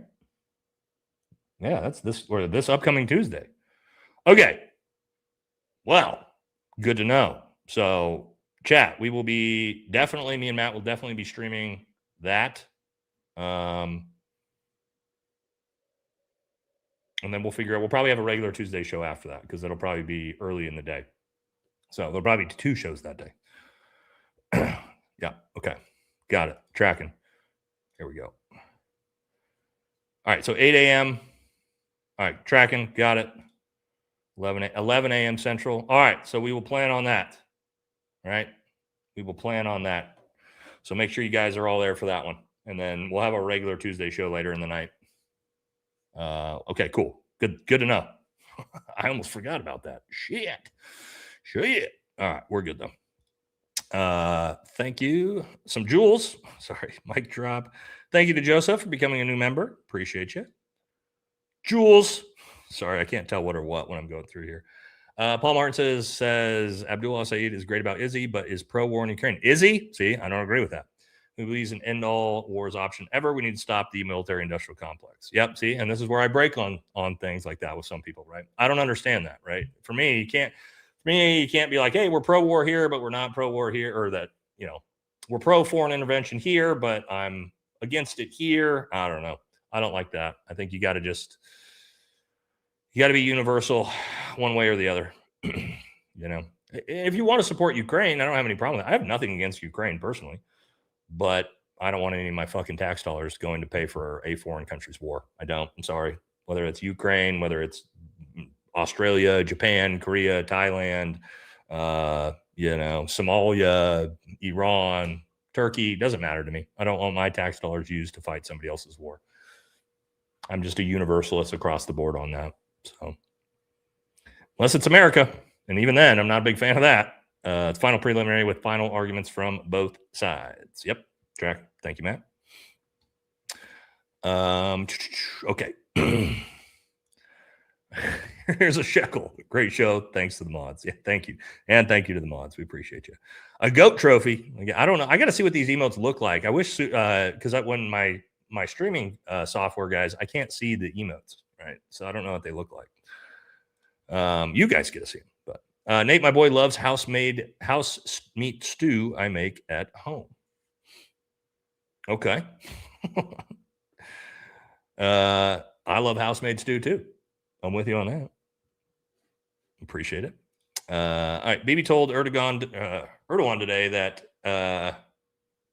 we're not scared of empires. We fought empires before. Erdogan said, "What empire is your country is younger than my brother?" That's the leader of Turkey, by the way, guys. That's funny. That's a good comeback. That's funny. I didn't see that. That's a good one. I'll be on the lookout for that.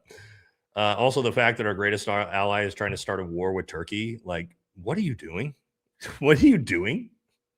Turkey is the big dog in Eurasia, dude.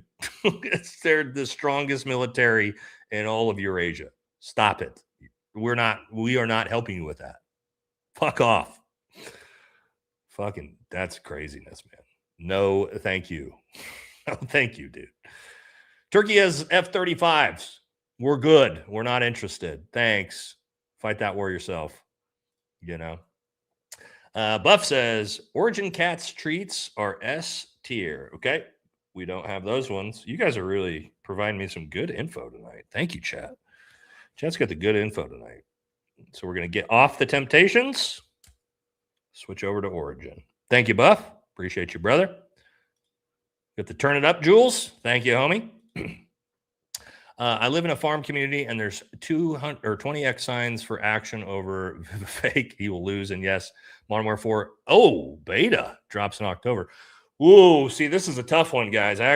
Modern Warfare. God, what was it back in my 20s? Modern Warfare 2? What was the most famous one, guys? Modern Warfare, I believe it was Modern Warfare 2, right? Yeah, Modern Warfare 2. That was the big viral one, right? That we all used to play back in 20 years ago.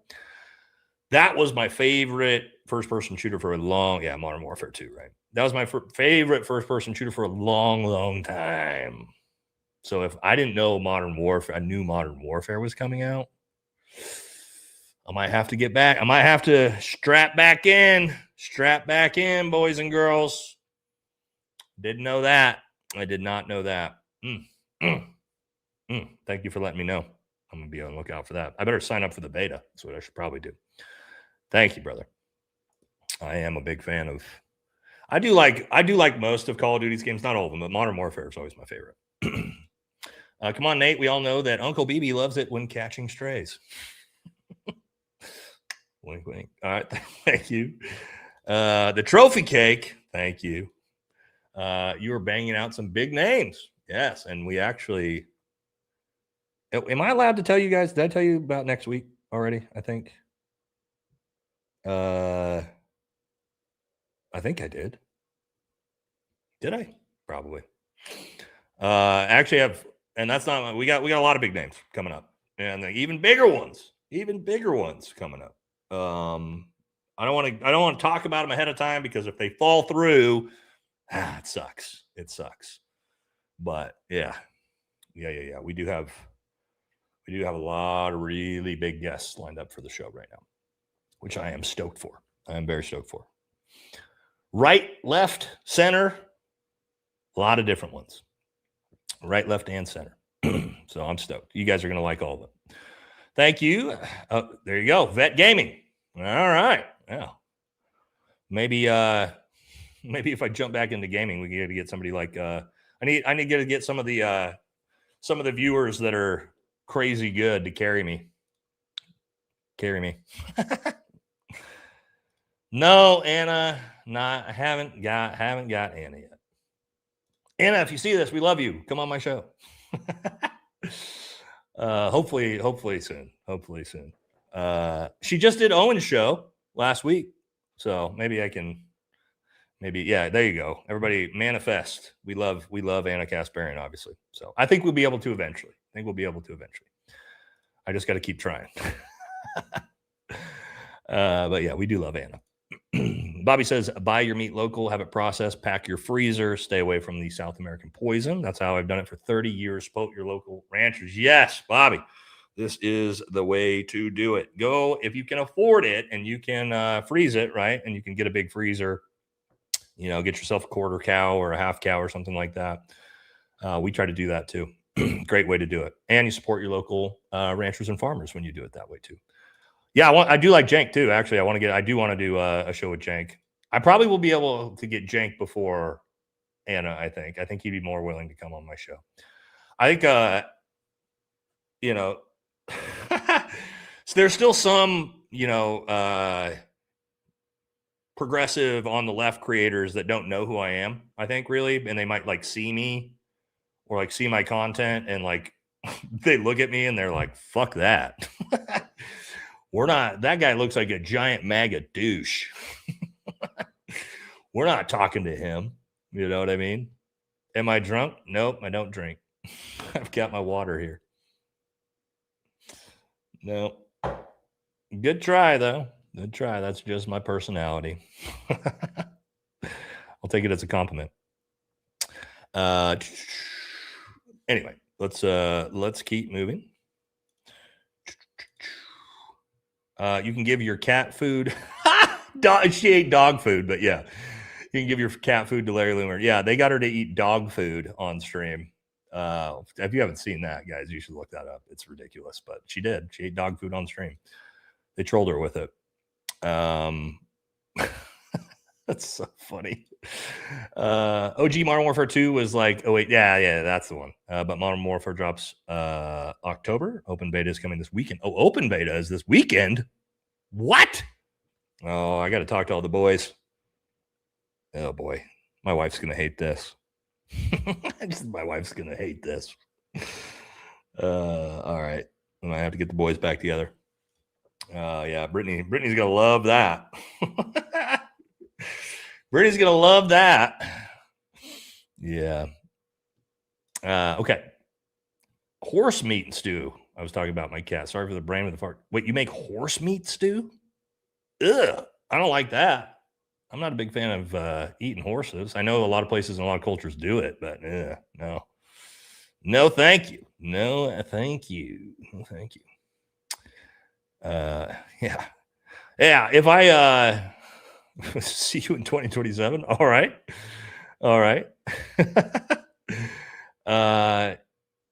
Let's do it. I'm gearing up for my RTHR tomorrow. What's that? What's RTHR? What is that? Oops, sorry. Explain what that is so I can wish you luck. Snow Pine Media says renaming the Doris Miller to the USS Donald Trump is so fucked up. Wait, did they? How do I not see stuff like this? Is this real? I mean, I would totally believe this because he tries to put his fucking name on literally everything. He tried to put his name on the Kennedy Center. So this would be the least shocking thing, but my God. What did our poll say? Let me go back and check our poll. Where are you politically? 74% independent. Oof. All right. We should do one more poll though. Okay. Now we know that we have 8% right, 17% left, 75% independent. Well, I mean, goddamn, 3/4 of us are straight up independents. Not surprising. And then about 10%, 15%. That sounds about right. For us. So appreciate the those of you who can still consider yourself on the right and the left also being here with all of us disillusioned independents. All of us disillusioned, black-pilled independents over here. Thank you guys for still sticking with us. You know, oh, it is what it is. We don't like either side, I guess, around here. But thank you guys. Okay, we did it. We made it to the end of the show. A little over 3 hours, about the perfect time, perfect amount of show. I like to keep it right around 3 hours, 3.5 hours on this one. Okay, final things, right? Final things. Final shout out to you know, HPTRT if you're looking to get in shape and get your hormones and everything figured out and fixed for finally. And guys, if you've never had your blood work done, I would highly suggest you at least do that. You might be shocked to find out what's going on in your body, like I was. We got one more from Bobby. I don't want to miss this one. Next time you're in Texas, if you have time, come to Belleville. I'll show you a meat market that will blow your mind. Where is Belleville in? So, Bobby, I usually go in the Austin area, right? Or surrounding areas. Austin, Bernie, San Antonio is usually where I spend my time when I go to Texas. We are thinking about going to Texas in September to go see everybody, do a bunch of shows. If it's in that area, Bobby, I'll let you guys know too. When we decide to go to Texas, what we'll probably do, it would be cool to do like a meet and greet. And I could get like Jesse on Fire and Heavy Duty Country and a bunch of the dudes. And we could probably like get like a bar or something, rent out a bar, and then do like a meet and greet. And everybody who's in the Texas area can come in. Yeah, that's not that far. You could drive in for that. And then do that on a night. I think it would be cool for all everybody who's in Texas. We could all get together in one big hangout. We've been all wanting to do that for a while, so maybe we could do that on this trip. But we're still working that out. It's hard to get everything scheduled. It's also hard to schedule around everybody, right? Because like when I go to Texas to see Jesse and Dan, go on Alex Jones' show, like all these different things. I gotta schedule all of that with everybody. It's hard to do. So we're working on it. But anyway, yeah, we'll do that when we come out. Next time we'll come out, I'll see if I can get all the guys in on renting something out for our night. I think it'd be fun. Yeah, the meet and greet. So Alex, yeah, I mean, Alex already gave me an open invite to come on a show next time I'm in Texas. So we're definitely going to do that. Rogan, I don't know Rogan. So Rogan would have to invite me, and I don't know if he will, right? Like we're not anti Joe Rogan on the show, but like we also, you know, don't do the most positive coverage ever all the time. Like we kind of critical on his friendships with Trump and things like that. So, but I would absolutely go on a show if he invited me, but I don't know if I'm going to get that invite.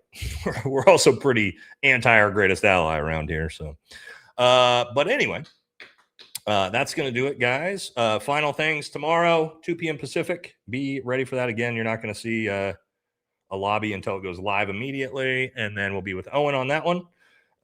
Thursday, we'll be with the Special Operator Boys. And then maybe Sunday, we'll do a members only. How's that sound? We'll figure it out. I'll put it out. Maybe Sunday. Oh, I got my show. Dan. So me and Dan, this is the problem. Sunday, probably, I think we're going to do it around 4 p.m. Pacific. Me and Heavy Duty Country are starting a weekly Sunday show, me and him. So that'll be Sunday, probably around 4 p.m. God, we're doing a lot. We're doing a lot of live streaming. Hopefully this isn't overwhelming. Let me ask you guys this. What I don't want to do is like overwhelm you guys with content, right? So if you prefer more live streams, we are doing a lot more live streams because we're doing collabing with a lot of people. But I also don't want it to be like fucking, if it's like you guys are like, God, Nate's live again. I don't want to overwhelm you guys too, right?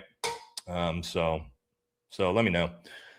But we're probably going to add a couple more during the week because they're fun to do and they're interactive and things like that. So yeah, we'll feel it out as we go. You know what I mean? Yeah, because this too, right? Like you guys can't sit here and watch me for 3 hours every single day, right? So I get it. But all right, guys, thank you guys so much again. Tune in tomorrow, 2 p.m. Owen Shore, 2 p.m. Pacific with Owen. It's going to be a fun one. And yeah, I will hopefully see you guys then. If not, we'll be back again. Special Operator Boys on Thursday, 5 p.m. Pacific. We'll figure it all out for them. All right. Have a good night, everybody. Thank you guys so much. And we will catch you hopefully on one of the streams in the next couple days. All right. Have a good night, everybody.